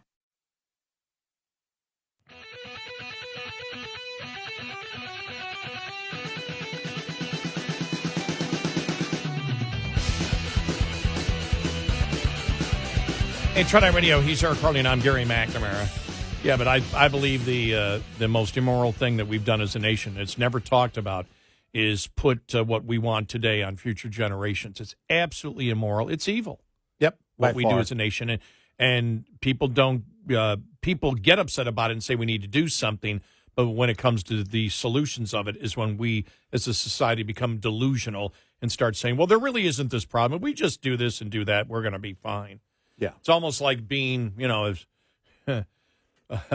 being in a tremendous amount of debt and saying, well, if I don't buy that six-pack every week, I'm going to be fine. And it's like, no, you got bigger problems than buying the six-pack every Saturday. Mm-hmm. Mm-hmm. You're talking, tens of thousands and dollars that you need to make up, and you're talking about, I have no idea what a six-pack costs. $8? What does a six-pack cost? I have no idea. I don't know. I really don't. Yeah. I'm going to round it up to 10. Maybe it's more. Is it more? It'd be more, well, the right? point, yeah. Well, with inflation, who knows? Well, no, Bud Light's real cheap. Now I'm going to have to look. Bud Light's real cheap. Yeah. Supply and demand. Why is it always on sale? Have they come back at all since Kid Rock has forgiven them? I don't know what the sales have been, actually. And then they got the Shane Gillis endorsement or Super Bowl ad. I didn't even see it. I didn't even see the ad. Comedians, Shane Gillis. And didn't Trump ask the question if we should give them a second chance? Yeah. Kid Rock was on Rogan saying, look, it was just one of those moments thing. I didn't think it was going to take off like it did. And I was like, yeah, you kind of did. Yeah, you did. You knew it would. I did. It's like saying I didn't. It's like I didn't think I was going to go to jail for punching somebody at the Waffle House. Of course you did. And he would be at a Waffle House. Yes. I know. I had no idea that it would take off like it did. I never thought that. Well, I mean, for him, you mean his particular video? I'm talking about overall the whole Bud Light situation, how that happened. I never saw such a successful boycott. Yeah, maybe in my radio career. Maybe that part of it. Oh, but him going viral. Okay, yeah. Oh, yeah. Of course, it was going to go. Him saying I didn't, think it would be that. Well, yeah. Of course, for him, it took a gun out and shot some beer. That's going to go viral. It doesn't even matter that you're a rock star. So that was going to go viral, and you're a rock star. So there's that. Yeah. I don't know. I don't know if they come back or not. I really don't. I just haven't seen sales figures like in the last couple of months. Yeah. I don't know. So they'll probably moderate. I can see them. Now I've got to go down that aisle and look and see. First of all, I got to look and see what the beer prices are. And I got to see what the comparison of the beer prices are, Bud Light to everything else. Is it really on sale all the time?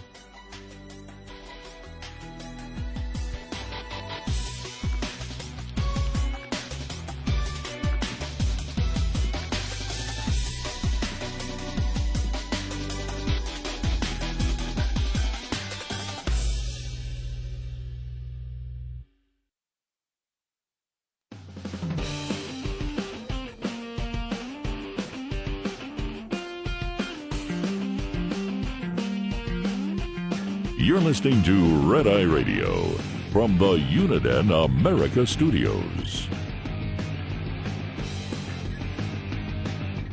It's Red Eye Radio. He is Eric Harley, and I'm Gary McNamara. Welcome, and good morning. We appreciate you being here. All right. I'm reading the number of articles here. Joe Biden's family business. Panic time for Democrats. Where's the other thing that I had here? Here's what we learned from the Biden family depositions. James Biden confirms Joe Biden received money originating from the Chinese firm. And it was interesting when the deposition started last week that the Democrats were out so quickly and saying there was nothing there and bringing up the whole Smirnoff thing, the FBI informant. And it's really interesting to watch Democrats talk about how much the Republicans promoted Mr. Smirnoff. And you and I looked at this and go, Republicans never came up with that. That wasn't like an allegation that Republicans made, and Republicans were wrong about it. They didn't go out and find him, build him up, and ask him to retrieve information or any of that. He was built up by the FBI. Yeah. The FBI built him up. Right. And that's what Republicans were looking at. Number of articles written on that. Miranda Devine had one late last week. FBI informant's flawed rap won't help Hunter Biden impeachment probe of family business. It's the only thing that they got. So, they were talking about this was the main witness. And Comer's like, I don't know what they're talking about. We weren't even looking at him as part of it, as any type of major part at all of our investigation. Right. But the interesting thing is how they were trying to make it that Republicans built them up, and it wasn't. It was the FBI who built him up, and Republicans were asking questions about, look, we want to see this because here's what the whistleblowers have told us. Yeah. This isn't like, You had Swalwer out there the other day. Trump is Putin. Putin is Trump. Trump is Putin. Putin is Trump. Just like you had in Russia collusion in 2016, all the way. It's still going on now, where Trump colluded with the Russians to hack the election. Never happened. His campaign was set up by the Hillary Clinton campaign that was paid for, created, and lied, and committed basically false evidence against Trump that never existed. And so they're still doing it now. I don't think the public's buying it at all. No. I don't sense they're buying it at all. I don't think so. But from the editorial board, and they say here, House Republicans have released transcripts of their depositions with Hunter and James Biden, and we've read them so you don't have to trust what other papers don't want to report. Far from Democratic claims that they show nothing, the testimony confirms the story of political influence peddling and family profiteering. Even if he didn't get a dime himself, Joe Biden willingly assisted his son Hunter and brother James in schemes to cash in on the Biden family name. Under hours of questioning, Hunter and James acknowledged unsavory facts revealed by prior witnesses. Hunter finally admitted that former partner James Gilliar was indeed referring to Joe when he envisioned an equity partnership that included 10 held by H for the big guy as part of the 2017 deal with Chinese energy company CEFC. This is notable after years of Democratic claims that the laptop on which this email was found was Russian disinformation. And that's why the Democrats believe, look, the strong position we have is we know that people live in the bubble of today. They don't remember what happened last time. They don't remember the lies that we told. So we can lie about the lies that we've told in the past because people have poor memories. Right. Hunter also confirmed former business partner Tony Bobulinski's testimony of a meeting that same year in Los Angeles with Hunter, James, Tony, and Joe in the midst of the CEFC deal-making talks. He didn't contest former partners Rob Walker's testimony that Hunter introduced Joe to the CEFC chairman at the Four Seasons Hotel in New York. He conceded former partner Devin Archer's testimony that Joe showed up at a business dinners that Hunter hosted in Washington's Cafe Milano and with Kazakhstan and Russian oligarchs, and that he put his father on speakerphone during other meetings. Several witnesses have explained Hunter's role as selling the Biden family brand, that is, his father's influence in Washington. Mr. Archer, who sat on the board of a Ukrainian energy company, Burisma, with Hunter, told the committee Burisma would have gone out of business if it didn't have the brand attached to it. Mr. Bobulinski said Hunter's speakerphone calls were engineered so Joe could impress would-be clients, enabling the transaction. A recent political piece about James Biden's ill-fated venture with a hospital operator cited executives with James who invoked Joe while wooing potential business partners. Yet even as the duo confirmed all of this, they want the public to believe that testimony by the same witnesses about influence peddling is dishonest. Hunter said his father's calls were merely coincidental, bonding moments. Doesn't everyone put Dad on speakerphone during business meetings?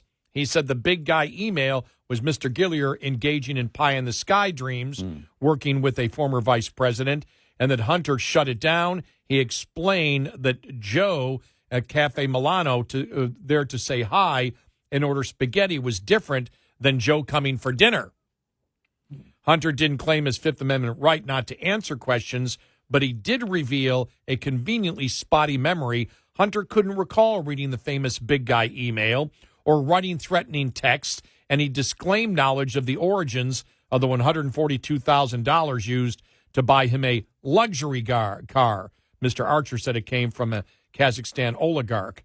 James claimed not to recall his specific interactions with Mr. Bobulinski during the CEFC deal, even as he insisted Mr. Bobulinski never met Joe, a claim contradicted by Hunter. Hunter blamed his faulty memory and bad behavior on being out of his mind at times on alcohol and drugs, yet he suggests his substance abuse never caused him to cross ethical lines when it came to his father. Joe's involvement with CEFC and the big guy email occurred shortly after he left the vice presidency.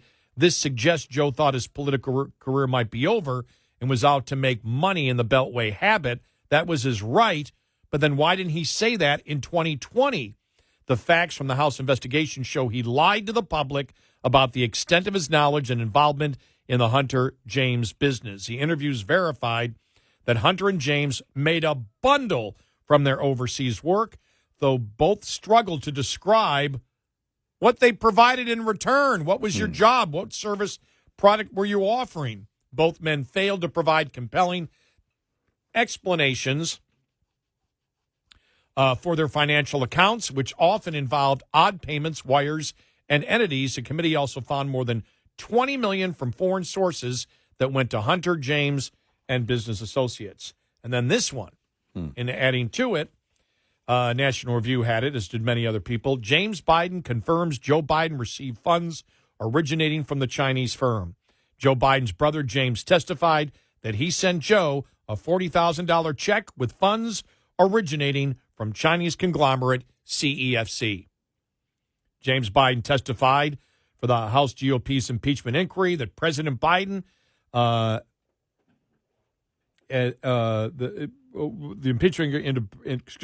James Biden testified in February for the House GOP's impeachment inquiry into President Biden and admitted the $40,000 check he and his wife Sarah wrote to his brother in September of 2017 used money that came from CEFC, according to a transcript released by the Oversight and Judiciary Committee. Where do you believe, this is a quote, where do you believe the source of the money that was going into Owasco prior to being sent to you was coming from? An investigator asked him during a tense exchange about the $40,000 transaction. Owasco was the Hunter Biden business account, and CEFC sent money to both Bidens through the holding company. James Biden said CEFC. The string of transactions resulting in the $40,000 check began in August 2017 when Hunter Biden's account received a $400,000 payment from Hudson West, a joint venture CFEC launched with Hunter and James Biden at the time. Bank records show Hudson West began in August of 2017 with $5 million in cash from the Chinese firm, and the Bidens agreed to make $165,000 per month combined on the venture. Hunter Biden wired $150,000 of the funds to the Lion Hall Group, his uncle's consulting firm. Next, James and Sarah Biden sent $50,000 of the money to their personal account, which had a $46 balance prior to the deposit. Shortly thereafter, Sarah Biden wrote Joe a $40,000 check classified as a loan repayment. Right there. Because we said the loan doesn't matter. It's where the money came from the repayment. Right. How was it funded? That matters. So what are they going to do now? Now that the Republicans now have cash going to Biden, how do Democrats attempt to spin it? Because they were quiet on it this whole weekend. Right. And I believe that article, I don't have the timeline here. Let me see when that article. Okay, this would have been written on Saturday. But you've heard nothing. So that it came out Friday then. Yeah. You've heard nothing on it. Well, there's nowhere to go unless they just want to keep saying, well, it was just a loan, it was just a loan, it was just a loan. Great, let's show the evidence of the loan. Right. There's one person that can prove you right if you're going to say that, and that's Joe Biden. Show the evidence of the loan. That makes a difference right there, because then you've got, the payment to the family is one thing, but it still could be considered a bribe. Right. But the problem that they have now is a $40,000 sent to Joe. Doesn't matter whether it was a loan repayment. It's where that money came from, because you set it up at that point, and the fact that none of the Bidens can describe what business they were in. Right. Right. That's a problem. And when you had Goldman out there last week, it was absolutely clear what business they were in. Like, influence peddling. Yeah, we know that. But he was making it sound like it wasn't influence peddling. And he said it was absolutely clear, without question, the Republicans, because it's clear what their business was. And we're like, tell us what it is then. Exactly. Because if there's a legit business in there somewhere, you've just exonerated the president. Right. But by doing that, you make people ask, okay, he's saying that they've identified what business they were in. What was it? Right. What is it? They won't say. Why won't they say? Right. Goldman just keeps stepping at it. It's like every time he talks, though. Yeah, because when he said that, then he led you directly to ask the question, well, what is it then? And you're not telling me. Right. Which makes it worse. It's almost like Biden going to the border the same day Trump did. Yeah. And after Trump announced he was going. Making you can't it win worse that one. And worse and worse and worse. Yeah, they're not going to win this. And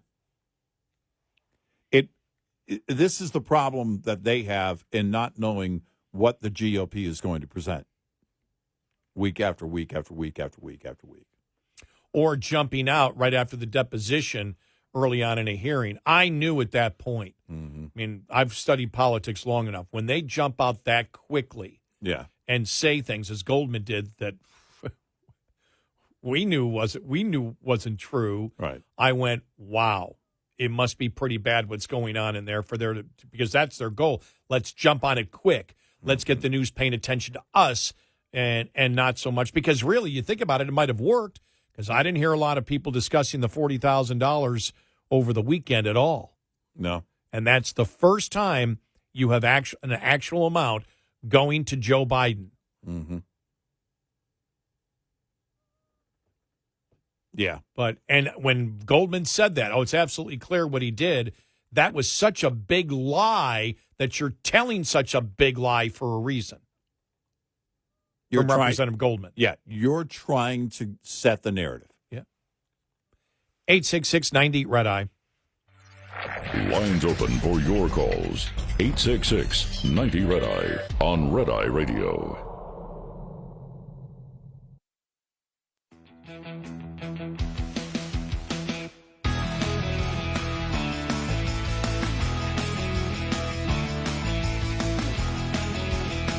It's Red Eye Radio. He's Eric Carly, and I'm Gary McNamara.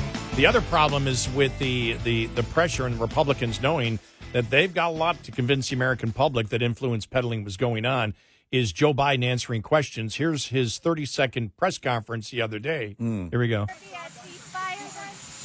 Johnson has accused you of lying repeatedly about your interactions with your son and brother's business partners. What's your response to him? Don't read the record of every single witness. These guys got to stop this. But you did interact with their partners. I did not interact with their partners. You didn't have. There you go. And then he turns around. Somebody asks another question. Then he turns around and walks away. It's like, I've had enough of this. Yeah. But the people, he can't do an interview. No. After the 40,000, how does he do the interview? How does he explain it? Right. You don't want him answering any questions now. No, you need to keep him away. Keep him away. They thought they could do it at first by, the noise in the background. Huh? What? And now, but there's the problem. Defiant Joe, you can't tell him not to talk to the media. Jack.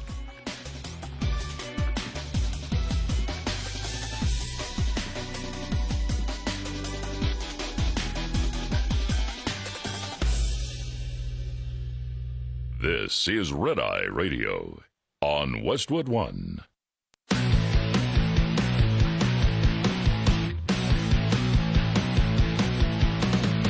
Now, it's Red Eye Radio. Gary McNamara and Eric Harley talk about everything from politics to social issues and news of the day. Whether you're up late or you're just starting your day, welcome to the show. From the Uniden America Studios, this is Red Eye Radio. All across America and around the planet, we are Red Eye Radio. He is Eric Harley, and I'm Gary McNamara. Good morning. Thank you for being here. No, we were talking about the whole Hunter Biden, Jim Biden, and Joe Biden influence peddling scheme. And, of course, it's the only thing that it could be, as we've stated before. Mm-hmm. The problem is here, and it's always been the problem, is Americans aren't stupid. No. And when we found out that the Biden family was involved in the activities that they were involved in, the first question you would ask, when it comes to influence peddling and possible bribery, is what business are they in? Now, one of the things that came out of the depositions was they couldn't explain to the investigators what business they were in. So why are people giving you money if you can't explain what the business is? We always said that when the Democrats came out and said, what about Trump? What about Trump? What about Trump? And we said, go ahead. As if Democrats aren't investigating Trump. Right. They're investigating Trump for things that aren't even in the law. Been going on for years. Right. So if you believe he's breaking the law, and we said very early, we said, well, everybody knows what the Trump business is. Mm-hmm. The Trump business is a lot of things. Skyscrapers, golf clubs, real estate. He's in the real estate business. We know what he's in. Please, someone tell us what the Bidens are involved in. What is the business? What is the business that would enrich them tens of billions of dollars? Well, Americans aren't stupid, and then when you throw in that... Or tens of millions of dollars. Is it billions now? I haven't been Did I keeping say track. billions? Yeah. It might be billions. I haven't been keeping track. Thank you for correcting me, because I could see somebody going, see, McNamara lied. He said billions. That was a mistake. See, and we caught it. I don't need all the lawyers on retainer like The View has. I've got Eric. You got me. You got me. I listen to the show most of the time. This is twice where I've caught you actually listening to me tonight. I'm sorry, what? That may be a record. Tens of millions of dollars. Thank you for the correction. Tens of millions of dollars. Twice may be hyperbole. I want to correct you there, too. I'm not sure the other time I was actually listening. And so that's the problem, especially when you set up all these LLCs. Uh-huh. The average person goes, what is it? Now, what we got from Democrats to lay this thing completely out is it was an influence, or excuse me, the illusion of influence. Yeah. And we said, okay, so the illusion of influence, and Joe knew nothing. Fine. Then what you're trying to sell the American public is Hunter Biden, Jim Biden, Sarah Biden, all the Bidens that got money through the labyrinth of bank accounts and fake corporations was all of them getting together and conspiring to destroy the legacy of Joe Biden. Yeah. By pretending and selling to major international companies with close ties to those governments that we are going to give you something from Joe Biden if you give us the millions of dollars. Mm-hmm. I said millions that time. You did. And so the entire family is corrupt, except for Joe, who still today, 13, 14 years after this began, still has no idea what's happening whatsoever. He's completely innocent, and the entire family is corrupt. You would think that if they truly bought into that second scenario, because it's either influence peddling, legal or illegal, or it's, as they have said, those are the two options, the illusion of influence peddling. Yeah. You would think if it was the illusion of influence peddling, that the media would be furious at the entire family attempting to destroy the legacy of poor old Joe. And Joe is still clueless and has no idea that this is what was happening this entire time, right. That his entire family is corrupt, not only corrupt, but evil in that they were attempting to destroy the legacy of Joe Biden. Mm-hmm. Why aren't Democrats upset? Because they know that's the biggest load of horse manure ever. And so you had the Democrats jumping out last week after Hunter Biden testified and trying to make that the FBI informant, because the Department of Justice has charged the FBI informant with lying to them, that was the Republicans' entire case, which, of course, was completely wrong, and then trying to say that it was the Republicans that boosted and created the imagery and the credibility of Mr. Smirnoff, who was that FBI informant, and that's not the case. That's, again, rewriting history. They were simply looking at what the whistleblowers told them, and then when they got a hold of it, the FBI said this was an incredibly incredible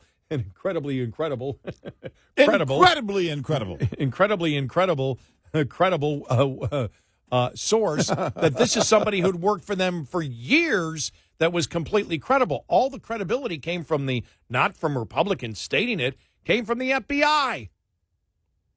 Mm-hmm. And then when this happened, Comer said, and somebody said the other day, said it was their top witness, because he wasn't even a witness, wasn't even listed to be called as a witness. Right. It's like, no, you guys are making a big to-do out of it. Well, you had Jonathan Turley on Fox News. This would have been, I think, Friday night, that talked about the fact, well, this doesn't affect the case at all. In fact, here's what they found from the depositions of Jim and Hunter Biden. And what Hunter Biden did is he confirmed the essential elements of what has been alleged by these committees, that they received a great deal of money from Russia, from China, from Ukraine, and at least $40,000 of Chinese money made it into the account of President Biden. Now, this is the same person who said that his son didn't make any money in China. It turns out he not only made money, but President Biden received some of that money. He also confirms other aspects of this. Well, what he keeps on saying is a mantra is that all of this was perfectly legal. He adds that it's perfectly ethical, which is really something that left many of us dumbfounded. You can say that influence peddling can be done legally, but no one argues it's done ethically. It is corrupt. The U.S. government has pushed treaty obligations to ban influence peddling because it views it as one of the great forms of corruption. It has always been viewed as corruption. Now, what we now know is that the president was involved, and was confirmed by Hunter Biden, is involved in a great number of these meals, these dinners, these meetings. He was clearly aware of his son's dealings with foreign governments. He lied during the campaign. But more importantly, he had to be aware that his son was influence peddling. It was being covered in some of the media. We have a tape recording on the laptop from President Biden dealing with a New York Times article that deals with his foreign dealings. So, the statement of the president is manifestly false. And a lot of this confirmed that. So the question is, what do we do about that? There you go. Yeah. And it's really interesting that, and he makes a great point, that the depositions of Hunter and Jim Biden mirror exactly what the allegations from these committees have been all along. Yeah. That's why the Democrats had to run out. Right. And say there was nothing there, nothing there, nothing there, nothing there. But I think what makes the big difference in this is the $40,000 going to Joe Biden. Because now you've got, again, we've stated this before. If you look at Russia collusion, just give you an example when you look at scandals. When you look at Russia collusion, Trump colluded with the Russians to hack or change the outcome of the 2016 election. Mm-hmm. We all know that was a setup by the Hillary campaign. All of that was false. Never happened. None of it ever happened. They were allegations from from Democrats. Where did those allegations come from? They were made up by the Hillary campaign. They were paid for.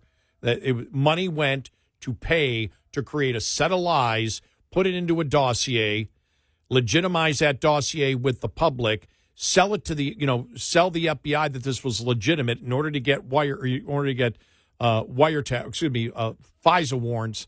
The FISA warrant on the Trump campaign. Mm-hmm. That's where Russia collusion came from. Right. Just so people know, all those allegations were made up. Right.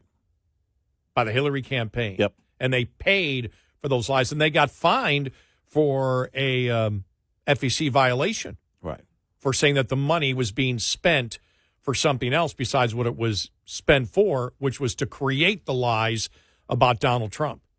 And so but all of those were allegations that were created by the Democratic Party, the Hillary campaign. there wasn't a source coming forward that said, no, here's what's happening. You didn't have a Tony Bobulinski, for example, there. No. Here, none of the evidence that the Republicans are looking at came from allegation first and then finding the evidence later on.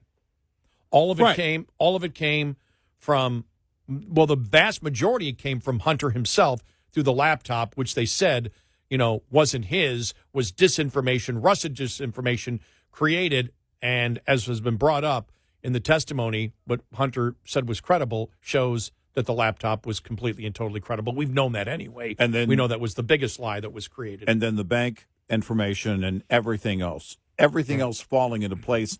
None of this is some kind of conspiracy where they were alleging something and then went out to find something to back it up. That evidence told the story, starting with Hunter's own information from his own laptop. I am convinced that at this point right now, might have happened before, but at this point right now, with the $40,000 being transferred to Biden, if that was Trump in office, impeachment would begin right now. Oh, yeah.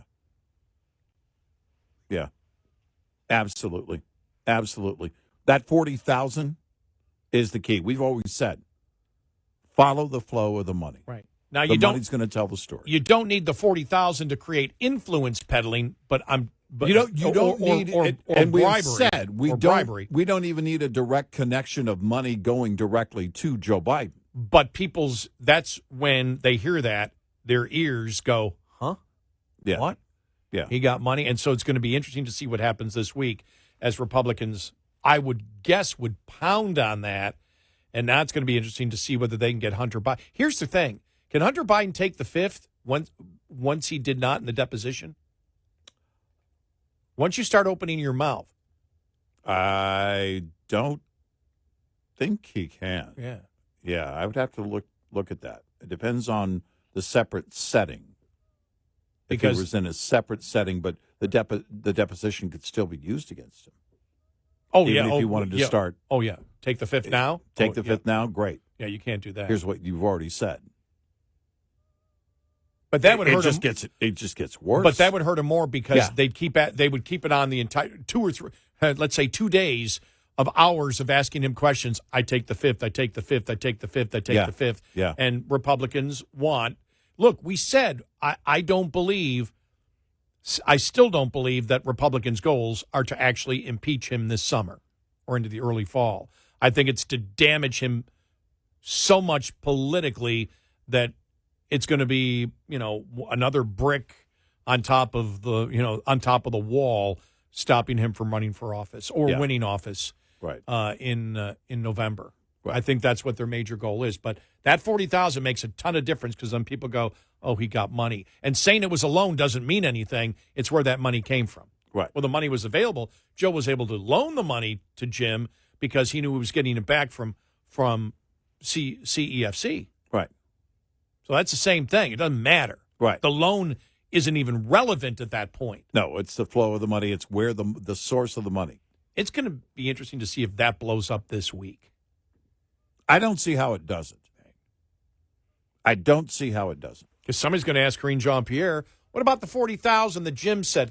And that evidence doesn't come from a Bobulinski. It doesn't come from, that's his business partner, and they're just sad. They're just upset because they didn't make as much money as Hunter. It comes from the president's brother. Yep. Wonder what that conversation was like afterwards. When Jim, by the way, I told him you took $40,000. Why didn't you just take the fifth? You idiot. Why didn't you just start with taking the fifth? Because that looks worse. Yeah. Because when that $40,000 came out, I went, whoa. Well, because every effort till now has been to protect the president. You fall on the sword with Hunter. I was on crack. Well, the best thing is all the Democrats are attempting to protect Biden and his own family. Maybe it was an illusion of influence. His own family's throwing him under the bus. Right. And that really isn't talked about. Jim and Hunter, by what they said, threw him under the bus because they verified everything that the Republicans have alleged against Biden. Right. It gets worse by the second. 866-90-RED-EYE. Brought to you by Hot Shot Secret. Hi, I'm Jen Loomis, a transport safety expert at J.J. Keller, and I'm here to share a tip on roadside inspections. At a roadside inspection, inspectors may ask to see supporting documents. A supporting document is a document generated or received by a motor carrier in the normal course of business that can be used by law enforcement to verify a driver's logs. These documents can include bills of lading, itineraries, schedules, or equivalent documents that indicate the origin and destination of each trip. They can also include dispatch or trip records, expense receipts related to on-duty/not driving periods, including receipts for meals, lodging, and fuel, electronic mobile communication transmitted through a fleet management system, and payroll records, settlement sheets, or equivalent documents that indicate payment to a driver. Drivers using paper logs must also keep toll receipts. Supporting documents must contain the driver's name, carrier-assigned identification number or vehicle unit number that can be linked to the driver, the date, the name of the nearest city, town, or village, and the time. This tip was brought to you by J.J. Keller & Associates. Visit us at jjkeller.com. Get in touch with Red Eye Radio, toll free at 866-90-RED-EYE.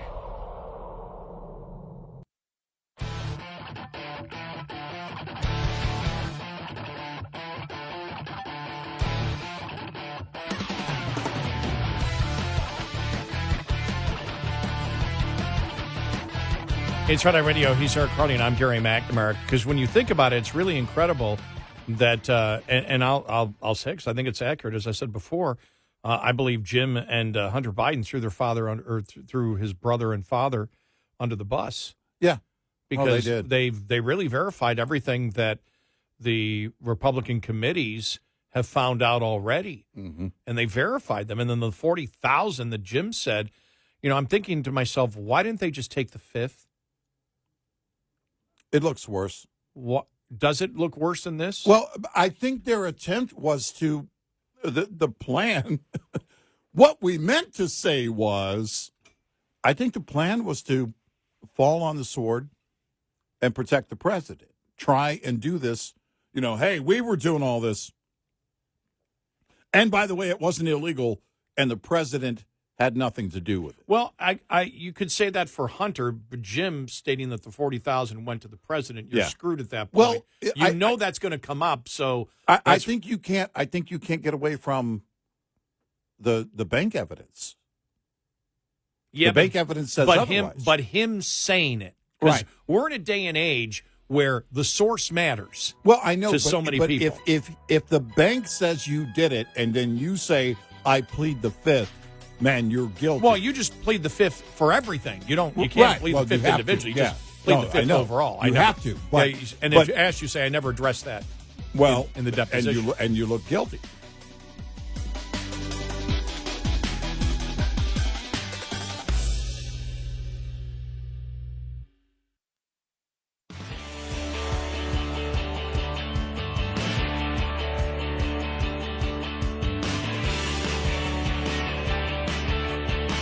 Observing and analyzing the insanity. Eric Harley and Gary McNamara. Nightly on Red Eye Radio. And he's Eric Harley, and I'm Gary McNamara. Let me clarify. Whenever I say that, I think of somebody in the administration. But what I meant was we're not talking about the illegal case. We're talking about the political case. Mm-hmm. And I asked a question before. I said, why didn't Hunter Biden and Jim Biden just take the fifth? Because they threw their father under the bus is what they did from the actual evidence that happened. And you may sit there and I especially look at Jim Biden by saying $40,000 from CEFC from the quote loan that Joe lent him. 40,000 of it came from CEFC, the Chinese company. Well, that's the first indication. That's the first witness, and that's a member of the family, somebody in the actual enterprise that says Joe got money. And so I asked, why didn't you take the fifth? Because if you take the fifth overall, then you can't hit a specific question. And if you take, more importantly, is the defenders of the president, which are people like Goldman and Jamie Raskin, you have now taken that away from them. You can have a reporter directly ask them, why did Joe get $40,000 from the Chinese? He can't say that isn't true because Jim said it. And that's what I mean, because to me, this is a political effort. It may end up being more than it may get into an actual impeachment. Who knows if it gets actually to an impeachment? But I don't think they'll impeach unless the evidence is so great that they can remove him from office. They don't have to do anything. They can keep this impeachment inquiry going all the way through because the summertime, everybody takes off. You keep it all the way through the campaign. Oh, yeah. Till the end. And I just don't know whether it's arrogance, whether it's anger that they were caught doing this, whether they truly believe they were doing nothing wrong with the influence peddling. But to me, it was Jim Biden saying the 40,000, which, went to Biden, which I went, that's it right there, because now you've got money to the politician. And at that point, that's when the media smells blood in the water. Well, and you the other loan, the $200,000 as well. And well, it was just a loan. It was just a loan. It was just a loan. I mean, they've already started on that narrative. They started on the loan narrative how long ago? A few months ago? Yeah. And it's, it's like, okay, well, that's easy to prove or disprove. If you want to shut down the GOP, the president can say, here it is. I sent him whatever, cashier's check, here's the loan, and all of that. And I clearly documented all of this. And you can set that up and you can shut down the GOP. And, I can't tell you where my brother gets his money, but he paid the loan back to me, blah, blah, blah. Oh, that's such a great point, because you just made the point.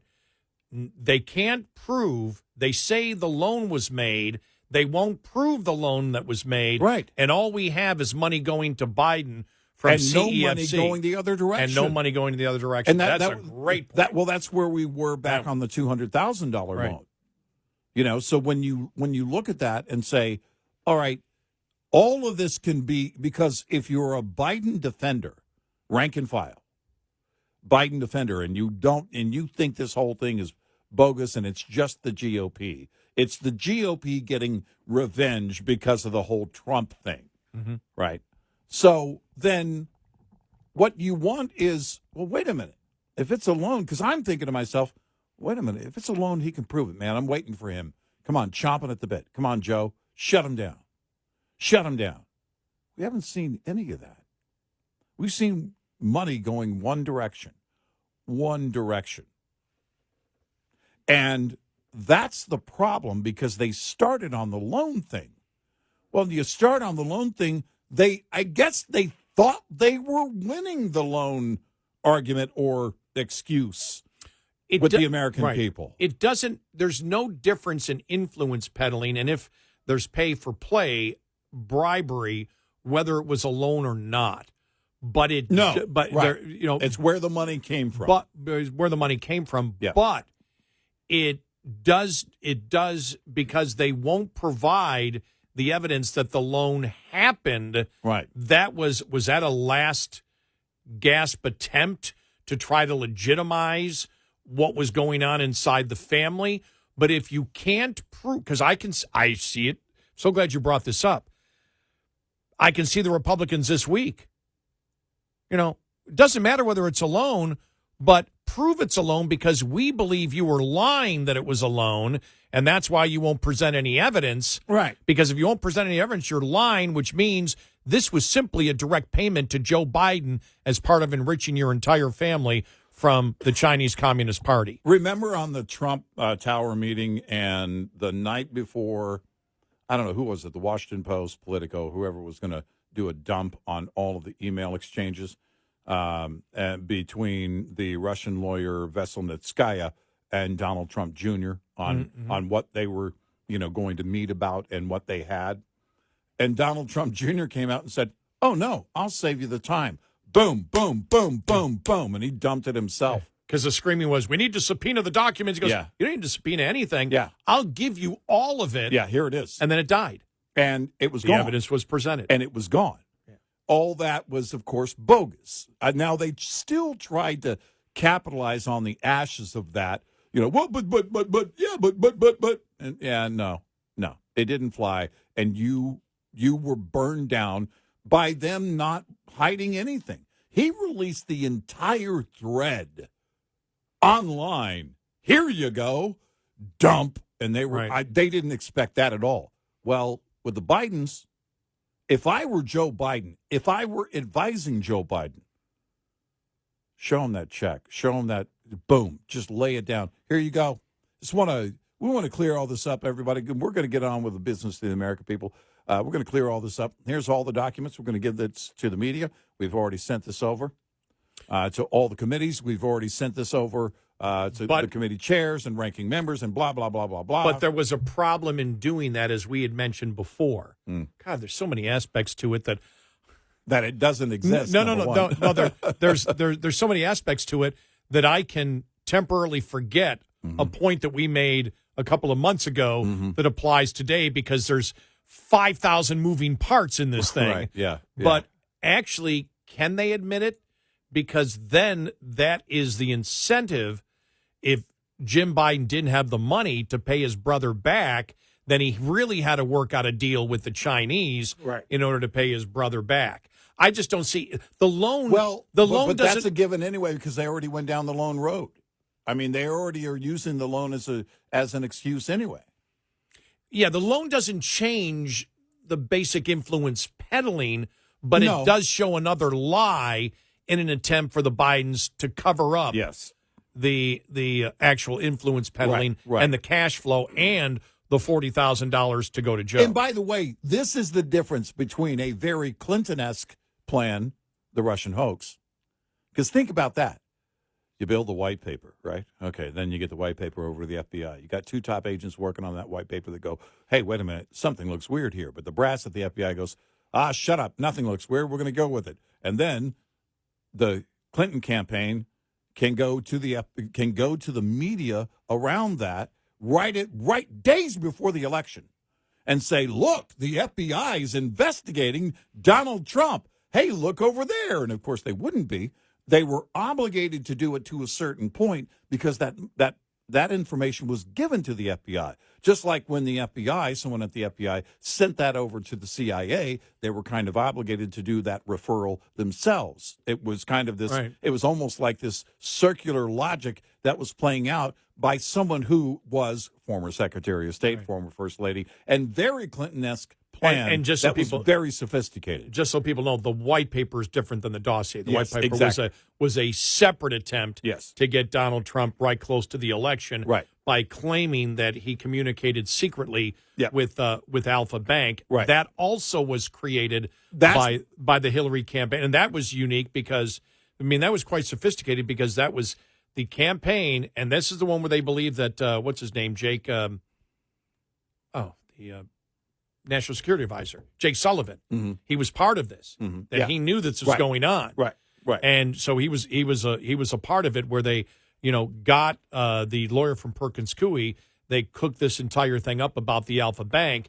They went, and if you don't know this one, folks, this is fascinating because this could be a CSI. I mean, this could be one of those. This could be what's his name on Criminal Intent. Going, what had D'Onofrio? Going, what happened here? And this is where the Hillary campaign, with Perkins Coie, came up with a complete lie that there was the Trump campaign was communicating to Putin through Alpha Bank. That's basically what it was. Then they had somebody from the lawyer from Perkins Coie go to the FBI and say, here's what we think is going on. So naturally, the FBI opened up an investigation. It was completely false. They knew it was false. They had no evidence of it. Then when they found out the FBI was investigating it, they went to the media and said, hey, the FBI is investigating this. And then the media went, was it BuzzFeed or was it somebody else? Was it BuzzFeed that did the first one? I don't think it was BuzzFeed. Yeah, BuzzFeed did the dossier. Right. That's right. That's right. Yeah. But they came out and said, hey, Trump is communicating with Putin. The FBI is investigating Trump communicating with Putin through Alpha Bank. Right. And so they reported it, and then right before the campaign, the Hillary campaign that created the entire lie said, see, the FBI's investigating. The media is reporting that the FBI's investigating Donald Trump. Exactly. She didn't even have to deliver it. The media was carrying the water for her, Yes. and the FBI was doing it because, the referral and her lawyer, by the way, who had connections inside the FBI, all of that was when you look at that, it was a very Clinton-esque plan. What you see here in this influence peddling is a very Joe Biden, It's a Biden-esque plan, which is very different and it's far less sophisticated. Come on, Jack, just tell him it was a loan. Okay, you really want me to tell him it was a loan? Yeah, just tell him it was a loan. I loaned you the money. Well, you're not going to be able to prove it. I don't have to prove it. Now the biggest problem is with the money being transferred and it coming from Jim Biden. Mm-hmm. Now, we know how Karine Jean-Pierre, you'll have to have the special counsels. We can't discuss it. You have the president's lawyers have to discuss it. Yeah. We can't discuss it. We can't discuss it. Right. But the president's going to be asked directly. It's money. It's cash. It's cash. And normally, in normal situations, everything changes. But this may be closer to a normal situation because Democrats don't want Biden to run. That's it. This is the problem that they've run into. What have we seen? What have we seen in just recent weeks? John Daly, Saturday Night Live with the cold open over the weekend. What are we seeing? We're seeing the liberal media and basically liberal. The Daily Show. Mm-hmm. You said did I say John Daly? You said John Stewart Daly on the Daily Show. I'm like, John Daly? What does John Daly have to do with it? He placed a bet that Biden would be impeached. Wow. Did one of the I didn't know one of the I thought it was Cafe Milano, not Hooters that took place at. Exactly. And so what have we seen? We've seen the very turnaround of the liberal media because they don't want him to be the guy. I think some in the liberal media are looking at this the way that I've been saying that a lot of Democrats are probably looking at it going, you know what? Let Trump take it for 4 years. Let him burn it to the ground, and then the Democrats come back stronger in 28. Let him take Joe's mess. That he can't fix. Because Democrats can't fix it.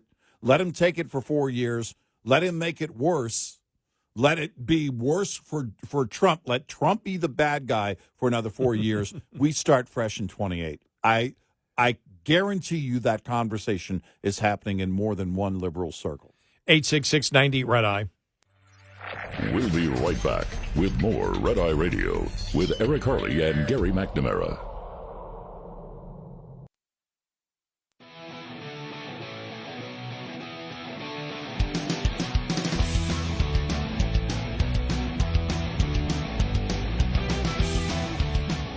It's Red Eye Radio. He's Eric Harley, and I'm Gary McNamara. I'm only reading this story for one reason, and Eric knows why. All right.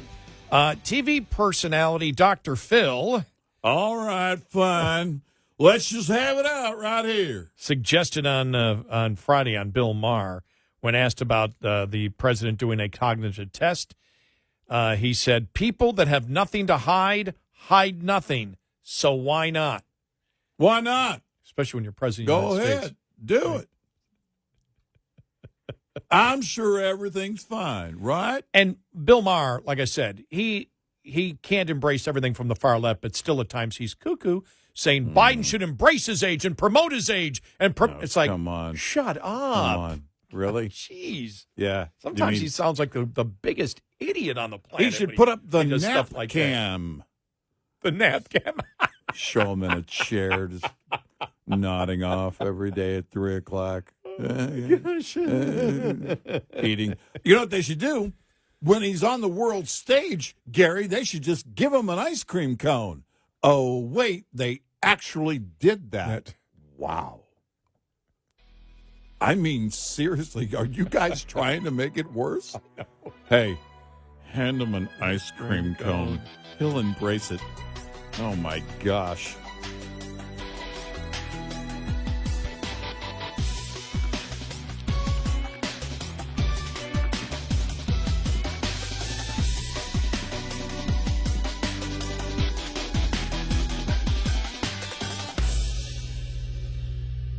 This is Red Eye Radio on Westwood One.